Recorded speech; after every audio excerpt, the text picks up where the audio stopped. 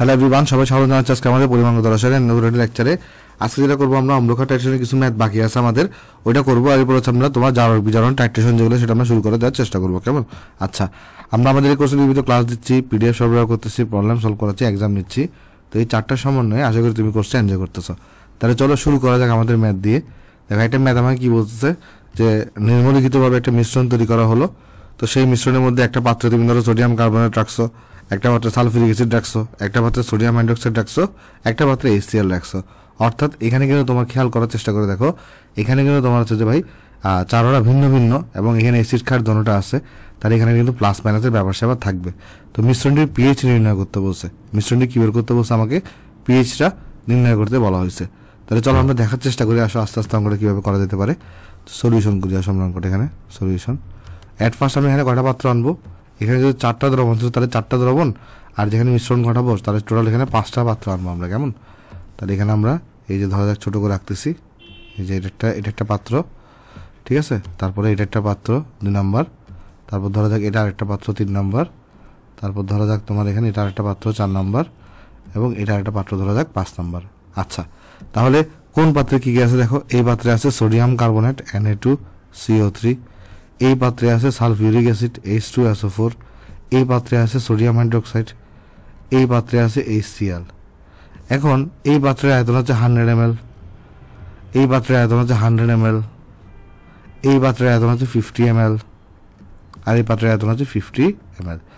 তাহলে তুমি যখন এগুলো সবগুলোকে মিশাবা, তখন এখানে যখন নতুন একটা পাত্রে মিশাবা, এই পাত্রের আয়তন কত হবে? তিনটার যোগফল 100 100 50 50, তাহলে টোটাল এখানে হবে 300 ml হবে, 300 ml হবে, ঠিক আছে। আচ্ছা, তারপরে খেয়াল করে দেখো, এখানে এর তুল্য সংখ্যা কত হয়? তুল্য সংখ্যা হয়ে থাকে 2, এর তুল্য সংখ্যা হয়ে থাকে 2, এর তুল্য সংখ্যা হয়ে থাকে 1, এর তুল্য সংখ্যা হয়ে থাকে এখানে 1। তো এখানে কোনটা বেশি আছে কোনটা কম আছে সেটা আমি জানি না, মানে নেট অ্যাসিড বেশি নাকি নেট ক্ষার বেশি সেটা আমি জানি না। তো আমি ধরে নিচ্ছি নেট অ্যাসিড বেশি, এই জন্য অ্যাসিডগুলোকে আমরা প্লাস ধরে নিব। অর্থাৎ অ্যাসিডের ইনফরমেশন বসার আগে এখানে প্লাস বসাবো, আর ক্ষারের ইনফরমেশন বসার আগে আমরা মাইনাস বসাবো। ক্ষারের ইনফরমেশনের সময় আমরা কী বসাবো? মাইনাস বসাবো। আর এই যে এখানে যেটা দেখতেছো তুমি, এইখানে এটার তুল্য সংখ্যাটা আমরা 1 ধরে নিব, যেহেতু মিশ্রণ, ঠিক আছে। মিশ্রণের তুল্য সংখ্যা আমরা 1 ধরে নিই। আচ্ছা, যাই হোক, তাহলে এখান থেকে আমি কি লিখতে পারি বলো একটু করে? এখান থেকে আমি লিখতে পারবো N1 into E1, N1 into E1 plus N2 into E2 plus N3 into E3 plus N4 into E4 is equal to, আমাদের এখানে কী থাকবে বলো? এখানে তোমার এই যে N টোটাল থাকে তোমার এখানে ইন্টু E টোটাল থাকে, তাই না? এরকম তোমার থাকে এখানে জিনিসটাতে। আর E টোটালটা এখানে কত হয়ে থাকে? আমরা মিশ্রণের তুল্য সংখ্যা কত ধরে নিই? সবসময় 1 ধরে নিব। আর এর আগে দেখো N1 মানে এটাকে আমরা 1 নাম্বার পাত্র বোঝাচ্ছি, এটাকে আমরা 2 নাম্বার বোঝাচ্ছি, এটাকে আমরা 3 নাম্বার বোঝাচ্ছি, এটাকে আমরা 4 নাম্বার বোঝাচ্ছি। তো 1 নাম্বার তো হচ্ছে ক্ষারের, তাই N1 E1 এর এটা মাইনাস বসাবো। আবার এটা অ্যাসিড, এটা প্লাস, ঠিক আছে। এটা 3 নাম্বারটা আবার ক্ষারের, তাই 3-এর আগে এখানে প্লাস না বসাই কি বসাবো? এটা এখানে মাইনাস বসাবো, ঠিক আছে। এটা আমরা সবাই জানি। আবার 4 হচ্ছে অ্যাসিডের, তাই এটা প্লাস বসাবো এখানে আমরা। আচ্ছা, এটা আমরা শিখে আসছি সবগুলো, কেস নাম্বার 2 কেস নাম্বার 3 এরকম। তারপরে দেখো এখন এখানে N1 মানে আমি কি লিখতে পারি এখানে? তাহলে N1 মানে হচ্ছে যে S1 ইন্টু V1, তাহলে মাইনাস এই যে S1 কত? S1 হচ্ছে 0.05, S1 কত? S1 হচ্ছে তোমার 0.05, আর V1 কত? V1 তুমি 100 ml রাখো, আর E1 এখানে কত? E1 হচ্ছে 2 প্লাস এখানে দেখো এখানে কত? এখানে যদি আমি হিসাব করতে চাই যে N2 ইন্টু E2 আছে, তো N2কে আমি কি লিখতে পারি? S2 ইন্টু V2 লিখতে পারি। আচ্ছা, আগে চলো একটা কাজ করে আসো, ভেঙে ভেঙে করি, তাহলে তোমার সুবিধা হবে বুঝতে। এখানে আমরা লিখতে পারি S1, N1 মানে S1 V1, SB না ইন্টু E1 আছে, আর এখানে আছে কত? S2 V2, আর এখানে E2 মাইনাস N থেকে লিখতে পারবো S3 V3, আর হচ্ছে E3 প্লাস এখানে লিখতে পারবো হচ্ছে আমরা এখানে S4 B4 E4, S4 B4 E4, আর N টোটালকে আমি তাহলে S total into V total, আর E টোটালের মানটা কত হবে? আমার 1 হবে, কারণ আমরা মিশ্রণের তুল্য সংখ্যা কত ধরে নিই? 1 ধরে নিই। মিশ্রণের তুল্য সংখ্যা আমরা 1 ধরে নিব। আচ্ছা, 1 হবে, ভালো কথা। তাহলে এখন দেখো এখানে আমাদের এখানে যে S1 এর ভ্যালুটা কত? S1 এর ভ্যালু হচ্ছে তোমার 0.05, তাহলে মাইনাস 0.05। V1 এর ভ্যালু কত? V1 এর ভ্যালু হচ্ছে 100, E1 এর ভ্যালু হচ্ছে 2 প্লাস এখানে এই যে S2 আর E2 এই দুটো গুণফলকে আমি কি বলতে পারি, নর্মালিটি বলতে পারি না? ওই নর্মালিটি n = SE হয়ে থাকে। এটা নর্মালিটি দেওয়া আছে সরাসরি কত 0.1, তাহলে S2 আর E2 জায়গায় আমি কত বসাবো 0.1 বসাবো। আর V2 এখানে কত 100 ml, শেষ। এই যে S2 আর E2 নর্মালিটি মানে কি SE না, তাহলে S2 × E2, তো নর্মালিটি 0.1, তাই S2 আর E2 জায়গায় আমি 0.1 বসাইছি, V2 জায়গায় আমি 100 ml বসাই দিচ্ছি। তারপর প্লাস মাইনাস হবে S3 কত, এখানে S3 হচ্ছে তোমার এখানে আবার দেখো একটা জিনিস, এখানেও নর্মালিটি দেওয়া আছে, তাহলে S × E, তাহলে এই S এবং এই E এই দুটো গুণফলকে আমি কি লিখতে পারি তাহলে 0.01,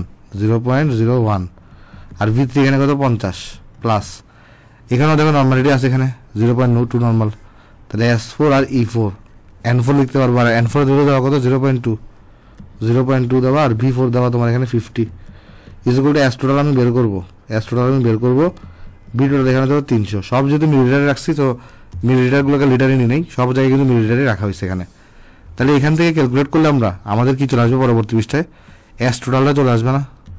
দেখো তো S টোটালটা কত আসে এখানে, S টোটাল × 300, এই বেরোটা কত আসছে এখানে, এই বেরোটা আসবে তোমার -0.05 × 100 × 2 প্লাস 0.1 × 100 মাইনাস 0.01 × 50 প্লাস 0.2 × 50, তাহলে এই বেরোটা আসছে 9.5, এই বেরোটা কত আসছে, এই বেরোটা আসছে 9.5। এই বেরোটা পজিটিভ আসছে, এর মানে কি বলতো, যে আমার ধরাই ঠিক আছে, অর্থাৎ অ্যাসিডগুলো পজিটিভ, তার মানে অ্যাসিড বেশি পরিমাণে আছে, তার মানে এখানে কিন্তু মিশ্রণের পিএইচটা 7 থেকে অবশ্যই কম হবে, ঠিক আছে। আচ্ছা, তাহলে এখানে এটা আসছে 9.5, তাহলে আলটিমেটলি তাহলে এখানে S টোটাল = কত আসছে, আমরা যদি বের করতে চাই এই যে 9.5টাকে জাস্ট আমরা এখানে 300 দিয়ে ভাগ করে দিব, তাহলে এখানে আসছে তোমার 0, আমি যদি নর্মাল মনে করি এটাকে, তাহলে আসছে 0.03166 এটা আসছে 0. কত আসছে এখানে 0.03166 চলে আসছে এখানে, ঠিক আছে। আচ্ছা, তাহলে একটা জিনিস দেখো, এই জিনিসটা যদি কি বেড়েছে S টোটাল, মানে এখানে হচ্ছে এইটার মধ্যে ঘনত্ব বেড়েছে, কিন্তু কার ঘনত্ব বেড়েছে একটা জিনিস তুমি চিন্তা করে দেখো তো, এখানে কি অবশিষ্ট থাকবে, এখানে কি H+ নাকি OH- অবশিষ্ট থাকবে, এখানে H+ অবশিষ্ট থাকবে। কেন? কারণ অ্যাসিড এখানে বেশি আছে, কারণ অ্যাসিডকে তুমি প্লাস ধরে নিছো আর এখানে রেজাল্টে কিন্তু প্লাসই আসছে, তাহলে তোমার ধরা ঠিক আছে, অর্থাৎ অ্যাসিড বেশি আছে, তাহলে এখানে অ্যাসিড বাকি থাকবে, তাহলে এখানে যে ঘনমাত্রাটা আসছে সেটা আসলে কার ঘনমাত্রা আসছে, H+ এর ঘনমাত্রা আসছে।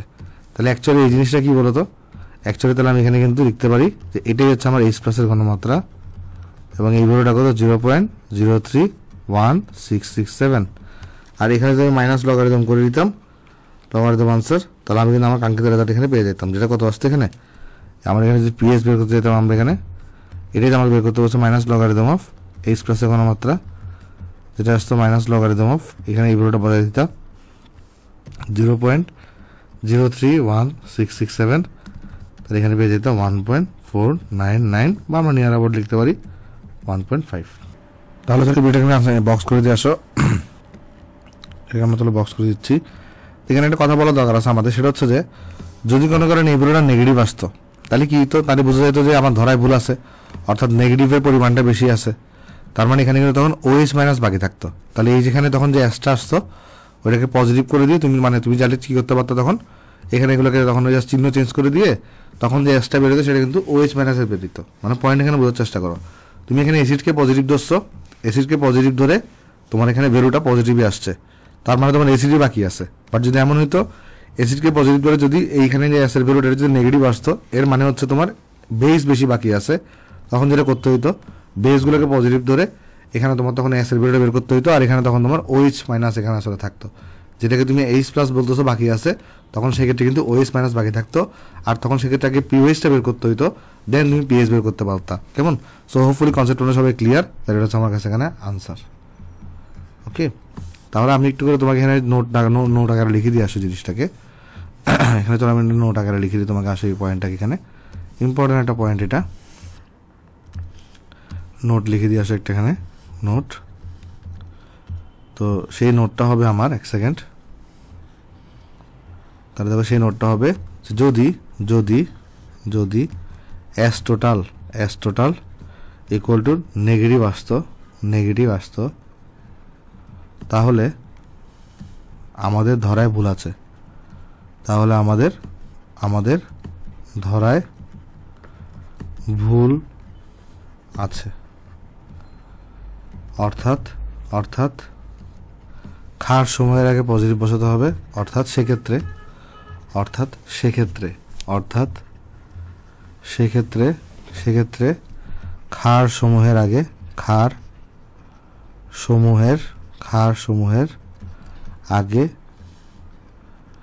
পজিটিভ বসাতে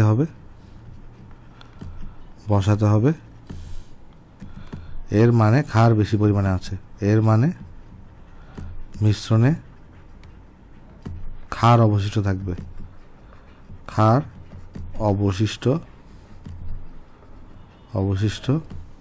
থাকবে এবং সেক্ষেত্রে ওই অ্যাস টোটালটা, সেক্ষেত্রে তুমি যে অ্যাস টোটালটা বের করবা, অ্যাস টোটাল এটা ইকুয়াল টু OH মাইনাস এর ঘনমাত্রা হবে। ঠিক আছে, এই পয়েন্টটা কিন্তু আমরা ভালো করে মনে রাখবো। এখানে এই জিনিসটা আমরা আশা করি মনে রাখলে অঙ্ক আমাদের এখানে ভুল হবে না।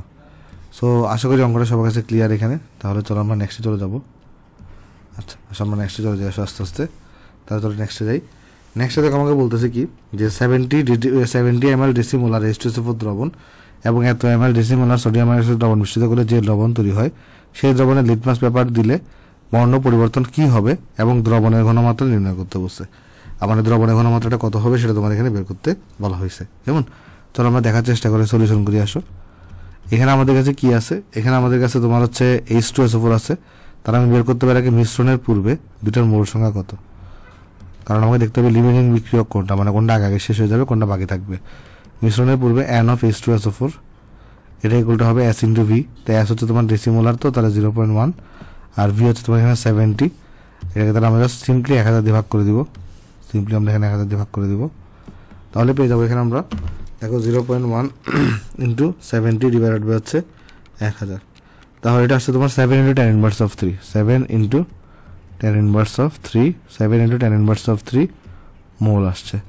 আর N অফ তোমার এখানে সোডিয়াম হাইড্রোক্সাইড চালে সেটা কত আসবে?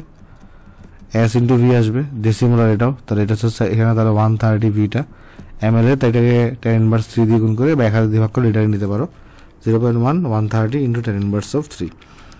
তাহলে জিনিসটা আসছে এখানে 1.3 10 inverse of 2, 1.3 into 10 inverse of 2 মোল আসছে। ঠিক আছে, তাহলে এখন দেখো এর যদি রিয়াকশন যখন ঘটে তখন এখানে সোডিয়াম হাইড্রোক্সাইড আর এখানে H2SO4 থাকে, তখন এদের মধ্যে রিয়াকশনে কি উৎপন্ন হয়? এখানে রিয়াকশন উৎপন্ন হবে Na2SO4 প্লাস এখানে তৈরি হবে 2 মোল পানি তৈরি হবে, এখানে 2 থাকবে। তাহলে খেয়াল করে দেখো এই যে এই ভ্যালুটা এবং এই ভ্যালুটার মধ্যে ছোট কোনটা? 10 ইনভার্স 3 তাহলে এই ভ্যালুটা হচ্ছে ছোট। এখানে আমরা কম্পেয়ার যদি করি আমরা বলতে পারি এখানে এই যে যেহেতু এটা দিয়ে কম্পেয়ার করবো তাহলে 1 মোল H2SO4 বিক্রিয়া করে 2 মোল NaOH এর সাথে, আমরা তাহলে বলবো এখানে 1 মোল H2SO4 বিক্রিয়া করে, আমাকে দেখা দরকার লিমিটিং বিক্রিয়কটাকে। H2SO4 বিক্রিয়া করে তোমার 2 মোল NaOH এর সাথে, NaOH এর সাথে।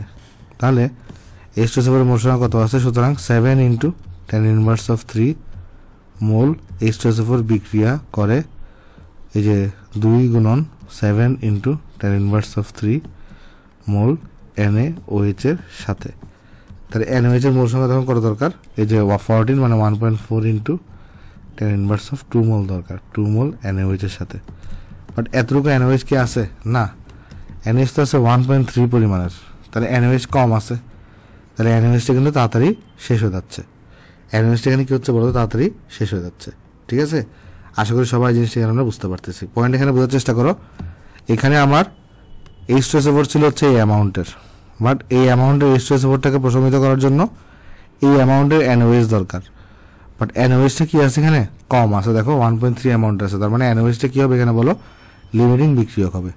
তাহলে সব হিসাবটাকে আমার NaOH থেকে করতে হবে। তার আমরা তখন বলবো এখানে যে 2 মোল NaOH বিক্রিয়া করে 1 মোল H2SO4 এর সাথে, তাহলে এতটুকু বিক্রিয়া করবে কতটুকুর সাথে আর কতটুকু অবশিষ্ট থাকবে সেটা আমরা এখান থেকে বের করে ফেলতে পারবো। ঠিক আছে, হোপফুলি সবাই জিনিসটা এখানে আমরা বুঝতে পারছি। তাহলে আমরা লিখবো এখানে অর্থাৎ NaOH হলো লিমিটিং বিক্রিয়ক, অর্থাৎ NaOH হলো লিমিটিং লিমিটিং বিক্রিয়ক কারণ এইখানে যে ভ্যালুটা বের হয়েছে সেটা কিন্তু গ্রেটার দেন 1.3 মানে NaOH এর পরিমাণ থেকে এটা গ্রেটার দেন এত মোল। ঠিক আছে, তাহলে এখন আমরা বের করবো বলবো এখানে আমরা NaOH দিয়ে সব হিসাব করবো আমরা এখানে। তাহলে আমরা এখানে তাহলে লিখবো তোমার 2 মোল NaOH বিক্রিয়া করে তোমার 1 মোল H2SO4 এর সাথে 1 মোল H2SO4 এর সাথে। তাহলে 1 মোল H2SO4 এর সাথে যদি বিক্রিয়া করে তাহলে সেখানে আমরা বলতে পারবো তাহলে তোমার এখানে এই যে NaOH এর এখানে কত মোল আছে 1.3 10 ইনভার্স অফ 2 মোল। তাহলে 1.3 into 10 inverse of 2 mole NaOH বিক্রিয়া করে, তাহলে এখানে কত আসবে 1/2 আসবে। তারপরে 1.3 ইন্টু 10 ইনভার্স অফ 2 তারপরে এত মোল H2SO4 এর সাথে এত মোল H2SO4 এর সাথে। তাহলে এখান থেকে দেখো তোমার এখানে কত বের হয়ে যাবে, এটা এখানে জাস্ট 2 দিয়ে ভাগ করে দিবা, তাহলে এটা আসবে 6.5 into 10 inverse of 3 mole 6.5 into 10 inverse of 3 mole H2SO4 এর সাথে। তাহলে H2SO4 ছিল কতটুকু বলো, এই যে 7 ইন্টু 10 ইনভার্স অফ 3 মোল আর খরচ হচ্ছে দেখো 6.5। তাহলে অবশিষ্ট মোল সংখ্যা হবে H2SO4, তাহলে সেটা কত হবে এখানে, তাহলে সেটা হবে তোমার 7 ইন্টু 10 ইনভার্স অফ 3 থেকে 7 ইন্টু 10 ইনভার্স অফ 3 থেকে তাহলে তোমার 6.5 ইন্টু 10 ইনভার্স অফ 3 বাদ যাবে। তাহলে 7 ইন্টু 10 ইনভার্স অফ 3 থেকে তুমি যদি 6.5 ইন্টু 10 ইনভার্স অফ 3 বাদ দাও তাহলে তোমার থাকবে 5 into 10 inverse of 4 5 into 10 inverse of 4 মোল থাকবে। ঠিক আছে, তাহলে এত মোল তোমার অবশিষ্ট আছে। বাট আমাকে ঘনমাত্রা জিজ্ঞেস করছে। এখন তার মিশ্রণের আয়তন কত, মিশ্রণের আয়তন কত দেখো তো জিনিস, মিশ্রণের আয়তন হবে, তুমি এখানে মিশ্রণটা দুটাকে মিশিয়ে পাইছো, একটা হচ্ছে 70 ml কে, একটা হচ্ছে 130 ml কে। তাহলে মিশ্রণের আয়তন হবে 70 প্লাস 130 মিলিলিটার, তাহলে হবে এখানে 200 ml। তাহলে এখানে সুতরাং মিশ্রণের ঘনমাত্রা কত হবে, মিশ্রণের ঘনমাত্রা তাহলে ঘনমাত্রা ইকুয়াল টু হবে S ইকুয়াল টু N/V হবে। তাহলে N এখানে কত 5 ইন্টু 10 ইনভার্স অফ 4, V এখানে 0.2, তাহলে 5 ইন্টু 10 ইনভার্স অফ 4 টাকে 0.2 দিয়ে ভাগ করলে এখানে কত আসবে 2.5 ইন্টু 10 ইনভার্স অফ 3 আসছে এত মোলার। সো আমাদের এই জিনিসটা হচ্ছে answer 2.5 into 10 inverse of 3 molar. তাহলে আমাদের এটা হচ্ছে আমাদের এখানে আনসার। কেমন, তাহলে আমি আশা করতেছি তোমরা সবাই জিনিসটা এখানে আমরা বুঝতে পারছি, সেটা হচ্ছে আমার কাছে এখানে আনসার।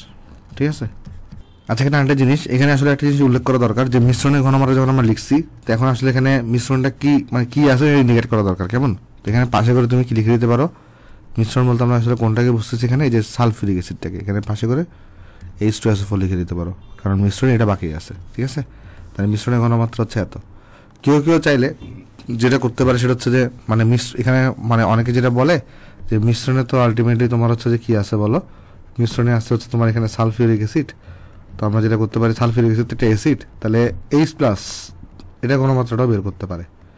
মানে তুমি চাইলে H2SO4 এর ঘনমাত্রাকেও মিশ্রণের ঘনমাত্রা বের করতে পারো বলতে পারো, অথবা H+ এর ঘনমাত্রাকেও তুমি মিশ্রণের ঘনমাত্রা বলতে পারো। কেমন, মানে এভাবে চাইলে করতে পারো। মানে অনেক জায়গায় মিশ্রণের ঘনমাত্রা বলতে এই যে H+ বা OH আয়নের ঘনমাত্রা বোঝানো হয়, আবার অনেক জায়গায় মিশ্রণের ঘনমাত্রা বলতে যে যেই যৌগটা অবশিষ্ট আছে যার মিশ্রণ তার ঘনমাত্রাকে বোঝানো হয়। এখন তুমি যদি H2SO4 এর ঘনমাত্রা এভাবে করে উল্লেখ করো তাহলেও তুমি মিশ্রণের ঘনমাত্রা লিখলে ফুল মার্কস পেয়ে যাবা, অথবা তুমি চাইলে আরেকটা কাজ করতে পারো, এখানে H+ এর ঘনমাত্রা কত হবে, H2SO4 এর ঘনমাত্রা ডাবল হবে, তাই না, কারণ H2SO4টা ভাঙলে তো তোমার এখানে ওই যে 2H+ পাই, তাহলে সেখানেও তুমি মিশ্রণের ঘনমাত্রা তখন ওই যে H+ অ্যাকচুয়ালি তুমি H+ নির্দেশ করতেছো, ওইটা ব্র্যাকেটে লিখে দিলে H+ এর ঘনমাত্রা লিখে দিলে ফুল মার্কস পেয়ে যাবা। অর্থাৎ আমি বলতে চাচ্ছি এটা ঘনমাত্রা বের করলেও পারবা, H+ এর ঘনমাত্রা বের করলেও পারবা আসলে। ঠিক আছে, আশা করি সবাই জিনিসটা এখানে আমরা বুঝতে পারছি। তাহলে চলো এটা বক্স করে দিই, সেখানে এই জিনিসটা চলো আমরা এখানে বক্স করে দিই। হ্যাঁ, বক্স করে দিলাম। তাহলে চলো আমরা নেক্সটে চলে যাই। আসো তাহলে আমাদের এখানে এই জিনিসটা শেষ, চলো নেক্সটে যাই। নেক্সটে বলতেছে আমাকে 10 সেন্টিমিটার কিউব সোডিয়াম কার্বনেট দ্রবণকে প্রথমে 20 সেন্টিমিটার কিউব 0.1 মোলার HCl দ্বারা আংশিক প্রশমিত করা হলো। দ্রবণটি সম্পূর্ণরূপে প্রশমিত করতে আরও এতটুকু HNO3 দ্রবণ প্রয়োজন হলো। এই সোডিয়াম কার্বনেট দ্রবণটি ঘনমাত্রা কত? এগুলো কিন্তু আমরা আগেই অনেকবার করে আসছি অঙ্কগুলো। সো এই অঙ্কগুলো তুমি চাইলে শর্টকাটেও করতে পারো, যেমন EVS দিয়ে করতে পারো, অথবা তোমাকে কিন্তু এগুলো আমি শর্টকাট আগে কিন্তু এগুলো তোমাদেরকে আমি করে আসছি। সো এগুলো আমি করে দিচ্ছি না, এগুলো তোমাদের এখানে বাড়ি কাজ থাকবে তাহলে, ঠিক আছে? এটা তাহলে তোমরা বাসায় করে ফেলিও। তাহলে চলো নেক্সটে চলে যাই। আমরা তাহলে এই অঙ্কটাকে আগের পৃষ্ঠা নিয়ে আসি, কাট করি, এটাকে আমরা এই জায়গায় নিয়ে আসি। আসো তাহলে এই জায়গায় দেখো আমাকে অঙ্কটাতে কী বলতেছে। এই অঙ্কে কোনো কস্টিক সোডা দ্রবণের 60 ml প্রশমিত করার জন্য এত ml এত মোলার অ্যাসিডের, কস্টিক সোডা মানে কোনটা? এই যে সোডিয়াম হাইড্রোক্সাইড। তাহলে সোডিয়াম হাইড্রোক্সাইড দ্রবণের 60 ml প্রশমিত করার জন্য H2SO4 এর এইটা এবং এটা প্রয়োজন। ওই ক্ষার দ্রবণের মোলারিটি কত? আচ্ছা, মানে এই ক্ষার দ্রবণ যে কস্টিক সোডা যেটা আছে তার মোলারিটি কত? S বের করতে বলছে, মানে ঘনমাত্রা বের করতে বলছে, এবং তাতে প্রতি লিটার আয়তনে কত গ্রাম কস্টিক সোডা আছে, মানে এটা কত গ্রাম ভর ছিল সেই জিনিসটা তোমাকে বের করতে বলছে। তা চলো দেখার চেষ্টা করি। আসো তাহলে সলিউশন আমি এখানে করতে চাই, সলিউশন। তাহলে আমার টার্গেটটা কি? এখানে দেখো আমার এখানে হচ্ছে জিনিসটা যেটা আছে সালফিউরিক অ্যাসিডের মোল সংখ্যা কত? H2SO4, এটা হচ্ছে যে S ইন্টু V 30.5 ইন্টু 10⁻³ তাহলে দেখো কত আসবে এটা এখানে 0.5 ইন্টু 30.5 ইন্টু 10⁻³ তাহলে যে জিনিসটা আসছে 0.01525 মোল আসছে। তারপরে এখন আমরা যদি বিক্রিয়াটা দেখি সোডিয়াম হাইড্রোক্সাইড আর সালফিউরিক অ্যাসিডের H2SO4 এর, তাহলে এখানে 2 দেওয়া লাগবে, আর এখানে তাহলে বিক্রিয়াটা সংগঠিত হয়ে এখানে কি উৎপন্ন হবে? এখানে উৎপন্ন হবে Na2SO4, আর এখানে উৎপন্ন হবে H2O, 2 মোল H2O তৈরি হবে। তাহলে খেয়াল করে দেখো এখানে আমাদের যে অ্যানোড H2SO4 আছে এটা আমি জানি, তাহলে আমরা এখানে বলতে পারি যে 1 মোল H2SO4 বিক্রিয়া করে 2 মোল NaOH এর সাথে। তাহলে সুতরাং এই যে 0.01525 মোল এত মোল H2SO4 বিক্রিয়া করবে কত মোল? এটার সাথে দেখো তাহলে এই জিনিসটা এখানে, এটাকে তাহলে এই পাশে এনে দাও। তাহলে এত মোল H2SO4 বিক্রিয়া করে, এই যে তোমার এখানে তাহলে কত হবে? 2 ইন্টু 0.01525 মোল সোডিয়াম হাইড্রোক্সাইডের সাথে, ঠিক আছে? এত মোল সোডিয়াম হাইড্রোক্সাইডের সাথে দেখো এটা কত আসবে? ইন্টু 2 দিয়ে গুণ করে দিলাম, তাহলে আসবে 0.0305 মোল সোডিয়াম হাইড্রোক্সাইডের সাথে, ঠিক আছে? আশা করি বুঝতে পারছি এটা আমরা। তাহলে এখন সোডিয়াম হাইড্রোক্সাইডের মোল সংখ্যা আমি বের করে ফেলছি, বাট আমার কি দরকার? মোলারিটি দরকার, N দরকার।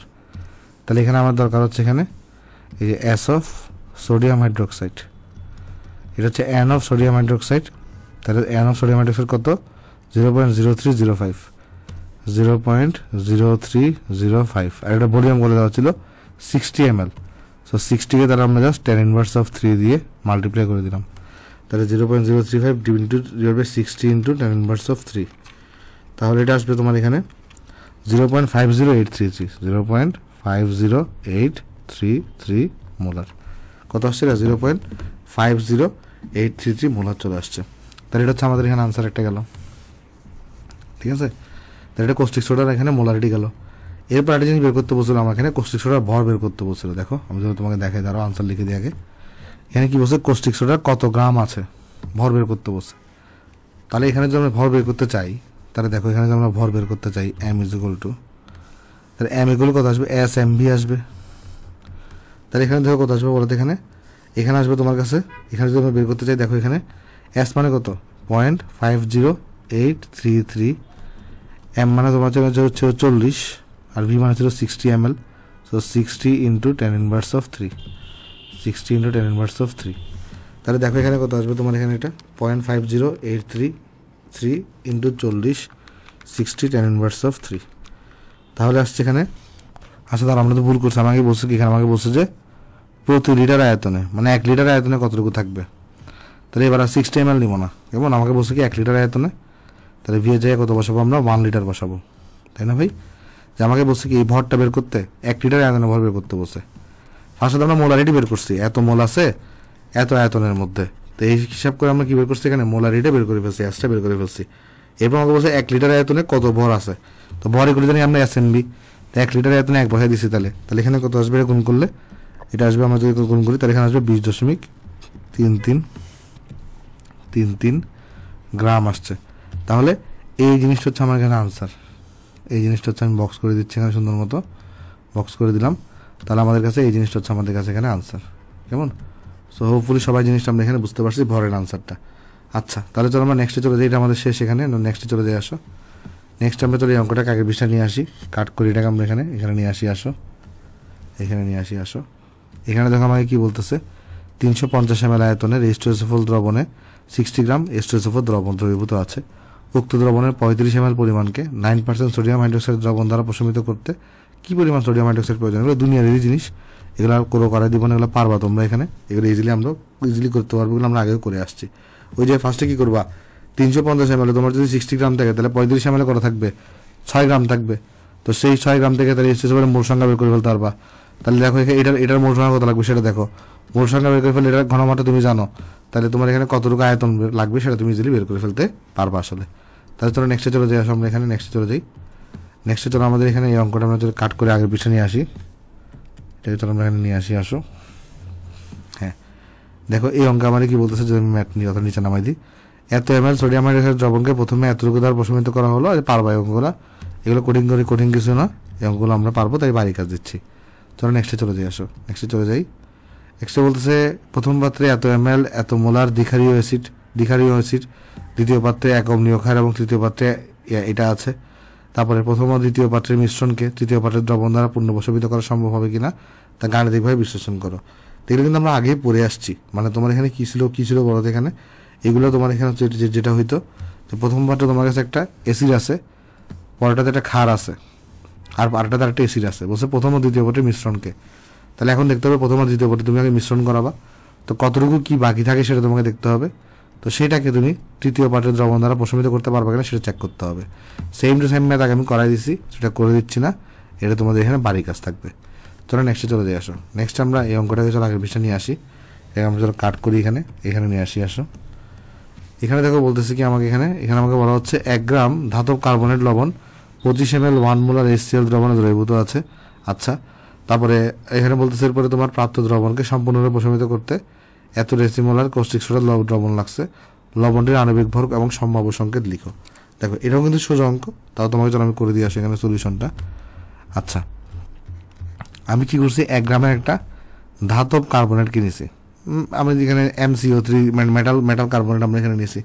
আচ্ছা, তো সেই ধাতব কার্বনেটটা কোথায় দ্রবীভূত আছে, 25 ml 1 মোলার HCl দ্রবণে দ্রবীভূত আছে।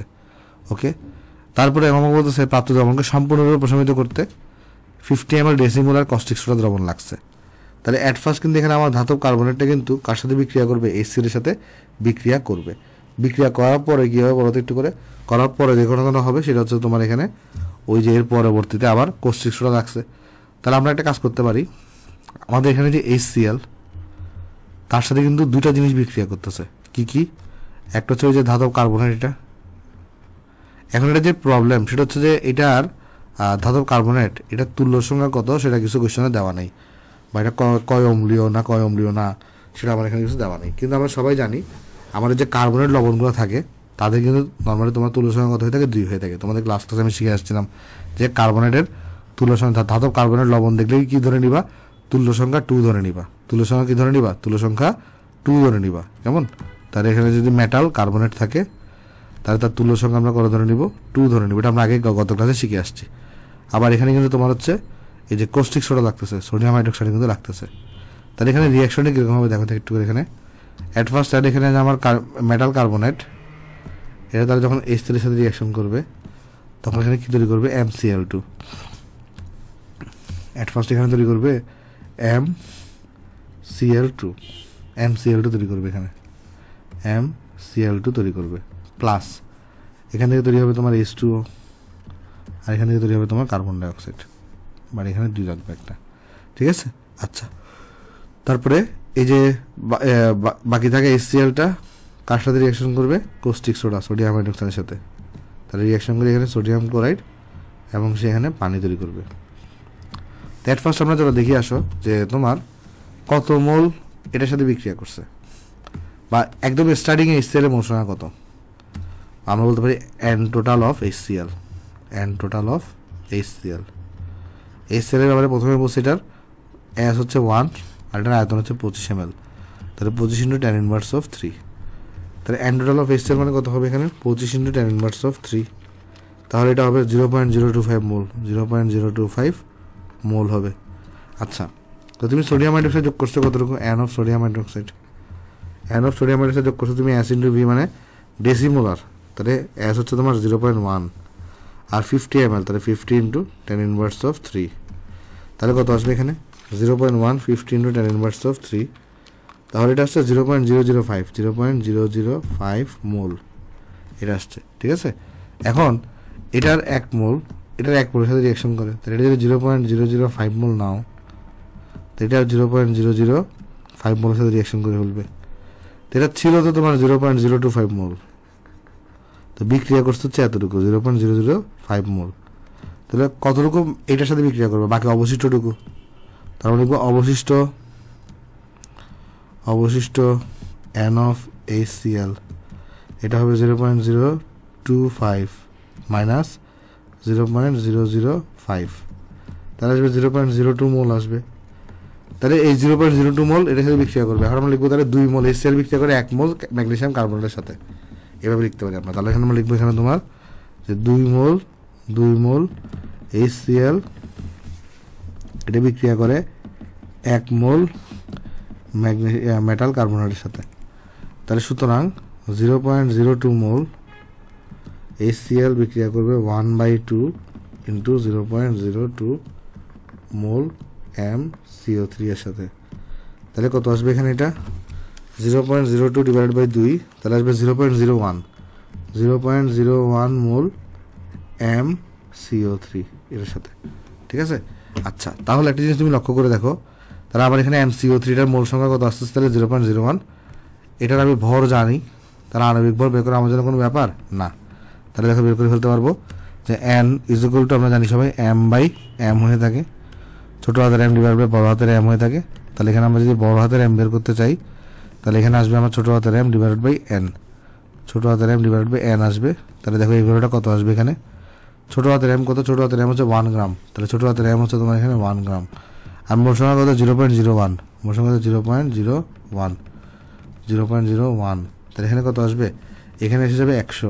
তো আণবিক ভর 100 কার হয়ে থাকে? আণবিক ভর 100 হয়ে থাকে ক্যালসিয়াম কার্বনেটের। আণবিক ভর কার হয়ে থাকে? বড় 100 ক্যালসিয়াম কার্বনেটের হয়ে থাকে। তাহলে আণবিক ভর তো আমরা বের করে ফেলছি এখানে অ্যাট ফার্স্ট, আণবিক ভর বের করে ফেলছি, তাহলে এটা হচ্ছে আমাদের এখানে আনসার। 106 হলে সোডিয়াম কার্বনেট হতো। আর কোশ্চেন কি জিজ্ঞেস করছে আমাকে যে লবণটির আণবিক ভর বের করে এবং সম্ভাব্য সংকেত লিখো। তাহলে আমরা লিখবো এখানে 100 আণবিক ভর বিশিষ্ট যে তোমার এখানে সম্ভাব্য ধাতব কার্বনেট লবণের সংকেত হলো ক্যালসিয়াম কার্বনেট। তাহলে লিখবো আমরা এখানে 100 আণবিক ভর বিশিষ্ট, 100 আণবিক ভর বিশিষ্ট সম্ভাব্য ধাতব কার্বনেট লবণের সংকেত হলো তোমার এখানে কোনটা? এই যে ক্যালসিয়াম কার্বনেট। সেটা হচ্ছে আমাদের আরেকটা আনসার। কেমন? তো আমি আশা করি তোমরা অঙ্কটা সবাই এখানে বুঝতে পারছো। আমি বক্স করে দিচ্ছি এটাকে। সেটা হচ্ছে আমার কাছে একটা আনসার, ঠিক আছে। আশা করি অঙ্কটা সবার কাছে এখানে ক্লিয়ার।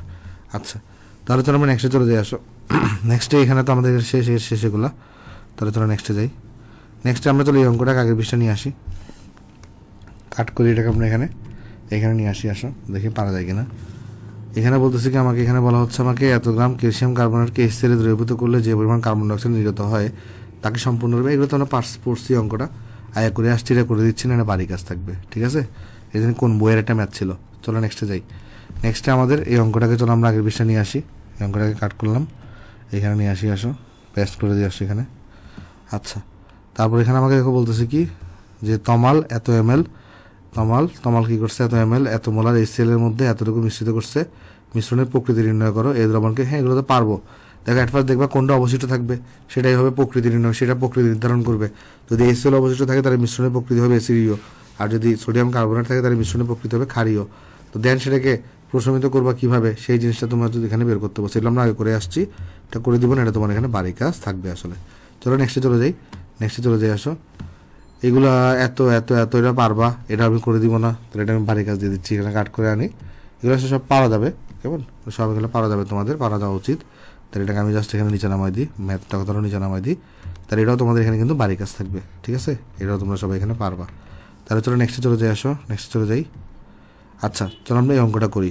এই অঙ্ক দেখো আমাকে বলতেছে কি যে এ ও বি পাত্রের দ্রবণকে সম্পূর্ণ প্রশমিত করতে সি পাত্রের দ্রবণ প্রয়োজন। আচ্ছা তাহলে এসিড দ্রবণের ঘনমাত্রা কত, তাহলে এই যে এসিড এই যে দ্রবণটা আছে, এই দ্রবণটার এখানে ঘনমাত্রা এটা কত হবে সেটা জিজ্ঞেস করা হয়েছে, ঠিক আছে। বুঝো এ আর বি কে তুমি যদি মিশাও তাহলে কিছু একটা বাকি থাকবে, কি বাকি থাকবে আইডিয়া করতে পারো? যেহেতু এই দুইটাকে প্রশমিত করতে সি পাত্রের প্রয়োজন হয়েছে, আর এই সি পাত্রে আছে বেস, তাহলে অবশ্যই এই এ আর বি কে যখন তুমি জোড়া লাগাবা এখানে কোনটা অবশিষ্ট থাকবে, এখানে অবশিষ্ট থাকবে অ্যাসিড। পয়েন্টটা বুঝছো কিনা দেখো, পয়েন্ট এখানে ক্লিয়ার কিনা দেখো, মানে তোমার এ আর বি পাত্রের যে মিশ্রণ সেটাকে প্রশমিত করতে সি পাত্রকে লাগতেছে, তাহলে সি পাত্রে আছে বেস, তাহলে এই দুটোকে মিশাইলে অ্যাসিড অবশিষ্ট থাকবে, তো সেই অবশিষ্ট অ্যাসিডকে প্রশমিত করতে আসলে অ্যাকচুয়ালি বেস লাগতেছে, ঠিক আছে। আশা করি এবার দেখো অঙ্কটা কিন্তু একদম সোজা।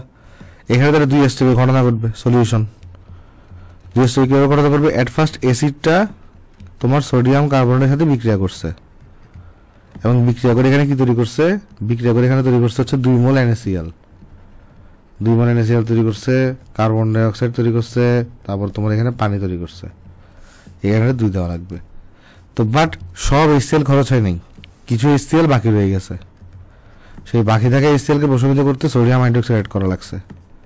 তো সেই সোডিয়াম হাইড্রোক্সাইডের এখানে তোমার হচ্ছে তখন এখানে দেওয়া আছে NaCl আর হচ্ছে H2O তৈরি হবে। তো চিত্র দেখে ভয় পাওয়ার দরকার নাই, দেখো অঙ্কটা কিন্তু একদম সিম্পল। এখন আমাদের কথা হচ্ছে আমরা জানি না যেখানে মোট HCl কতটুকু ছিল, তার মানে ধরে নিতে পারি এখানে যদি S হয় তাহলে এখানে এটার মোল সংখ্যা কত ছিল, n অফ HCl, এটা একদম মোট সংখ্যা, মোট মোল সংখ্যা ধরা যাক ছিল S ইন্টু V মানে 30, তো সেখানে তার আমি বলতে পারি 30 ডিভাইডেড বাই হচ্ছে 1000 আর কি, অথবা 30 গুণন tan ইনভার্স অফ 3, তাহলে কত আসবে দেখো এটা n অফ HClটা, তাহলে 30 ইন্টু tan ইনভার্স অফ 3, তাহলে এই জিনিসটা আসছে 0.03, তাহলে n অফ HCl ছিল 0.03s, 0.03s, এটা মোট HCl ছিল, কেমন। আচ্ছা তো এখন n অফ NaOH এটা বের করে ফেলতে পারি না যে কতটুকু NaOH তুমি যুক্ত করছো, n অফ NaOH এটা আসবে কত, S ইন্টু V, S হচ্ছে 0.1, V হচ্ছে তোমার 20 ইন্টু tan ইনভার্স অফ 3, তাহলে তুমি এখানে এটা যুক্ত করছো হচ্ছে 0.1 20 ইন্টু tan ইনভার্স অফ 3, তাহলে এটা আসবে তোমার কাছে 0.002 মোল আসছে। তার মানে কি দাঁড়ালো এখানে, এটার 0.002 মোল এটার 0.002 মোলের সাথে বিক্রিয়া করবে, তাই না, কারণ এখানে 1 মোলের সাথে বিক্রিয়া করে। তাহলে HCl এর স্টার্টিং এ মোল সংখ্যা হচ্ছে যে মোল সংখ্যা হচ্ছে এত, আর এটার এতটুকু বিক্রিয়া করে ফেলছে, তাহলে অবশিষ্ট HCl কত আছে বলো, তাহলে অবশিষ্ট HCl বা n অফ HCl কত আছে, স্টার্টিং এ ছিল 0.03s মাইনাস এখানে হচ্ছে কত 0.002, এই অবশিষ্ট HCl কার সাথে বিক্রিয়া করবে, Na2CO3 এর সাথে। এই Na2CO3 মোল সংখ্যা আমরা বের করে ফেলতে পারি না, এখান থেকে দেখো তো n of Na2CO3 S into V করে, S হচ্ছে 0.5, V হচ্ছে তোমার 20 টাইমস tan ইনভার্স অফ 3, তাহলে কত আসবে দেখো এটা 0.5 into 20 into tan inverse of 3, তাহলে এটা আসছে তোমার কাছে 0.01 মোল আসছে এই জিনিসটা n অফ Na2CO3, তাহলে এত মোল তোমার এখানে বের হয়ে গেছে। তাহলে একটা জিনিস দেখো যে আমরা যদি 1 মোল Na2CO3 বিক্রিয়া করে 2 মোল HCl এর সাথে, তাহলে এত মোল কত মোল HCl এর সাথে বিক্রিয়া করবে দেখবো, তাহলে ওই মোলটাই HCl এর মোল সংখ্যার সমান হবে। তাহলে এখান থেকে আমি বলতে পারি তোমার এখান থেকে আমরা বলতে পারি যে 1 মোল Na2CO3 আমরা এখান থেকে বলতে পারি 1 মোল Na2CO3 বিক্রিয়া করে তোমার এখানে 2 মোল 2 মোল কার সাথে বলো? 2 মোল তোমার এখানে হচ্ছে যে 2 মোল তোমার এখানে HCl এর সাথে, 2 মোল HCl এর সাথে, ঠিক আছে? তাহলে সুতরাং তোমার এখানে তাহলে কি হবে? 0.01 মোল, তাহলে এটা হবে 0.01 মোল, 0.01 মোল Na2CO3 বিক্রিয়া করে এই যে 2 ইন্টু 0.01 মোল HCl এর সাথে। তাহলে এখন দেখো এটা কত আসবে? 0.02 মোল আসবে, 02 মোল HCl এর সাথে। তাহলে HCl এর মোল সংখ্যা কতটুকু বিক্রিয়া করবে সেটা কিন্তু আমি পেয়ে গেছি। আর সেটা কার সমান? এখানে এই যে এই ভ্যালুটার সমান, কারণ HCl এর এতটুকু জিনিস অবশিষ্ট যেটা সেটা কিন্তু এর সাথে বিক্রিয়া করবে, আর এটার সাথে কতটুকু বিক্রিয়া করতেছে? এটার সাথে বিক্রিয়া করতেছে এতটুকু। তাহলে এখানে আমরা লিখবো যে এখানে প্রশ্নের মধ্যে লিখতে পারো বা এখানে লিখতে পারো এই যে 0.02, এটা কিন্তু তোমার এখানে 0.03s মাইনাস 0.002 এটা সমান। তাহলে এখানে চমৎকার ভাবে আমরা এসটা বের করে ফেলতে পারবো। এস এগুলো কত আসবে? এখানে 0.02 প্লাস 0.002 ডিভাইডেড বাই আসবে 0.03, ডিভাইডেড বাই আসবে এখানে 0.03 আসবে। তাহলে এখান থেকে চমৎকার ভাবে আমাদের কাছে এখানে এস যে জিনিসটা সেটা চলে আসবে।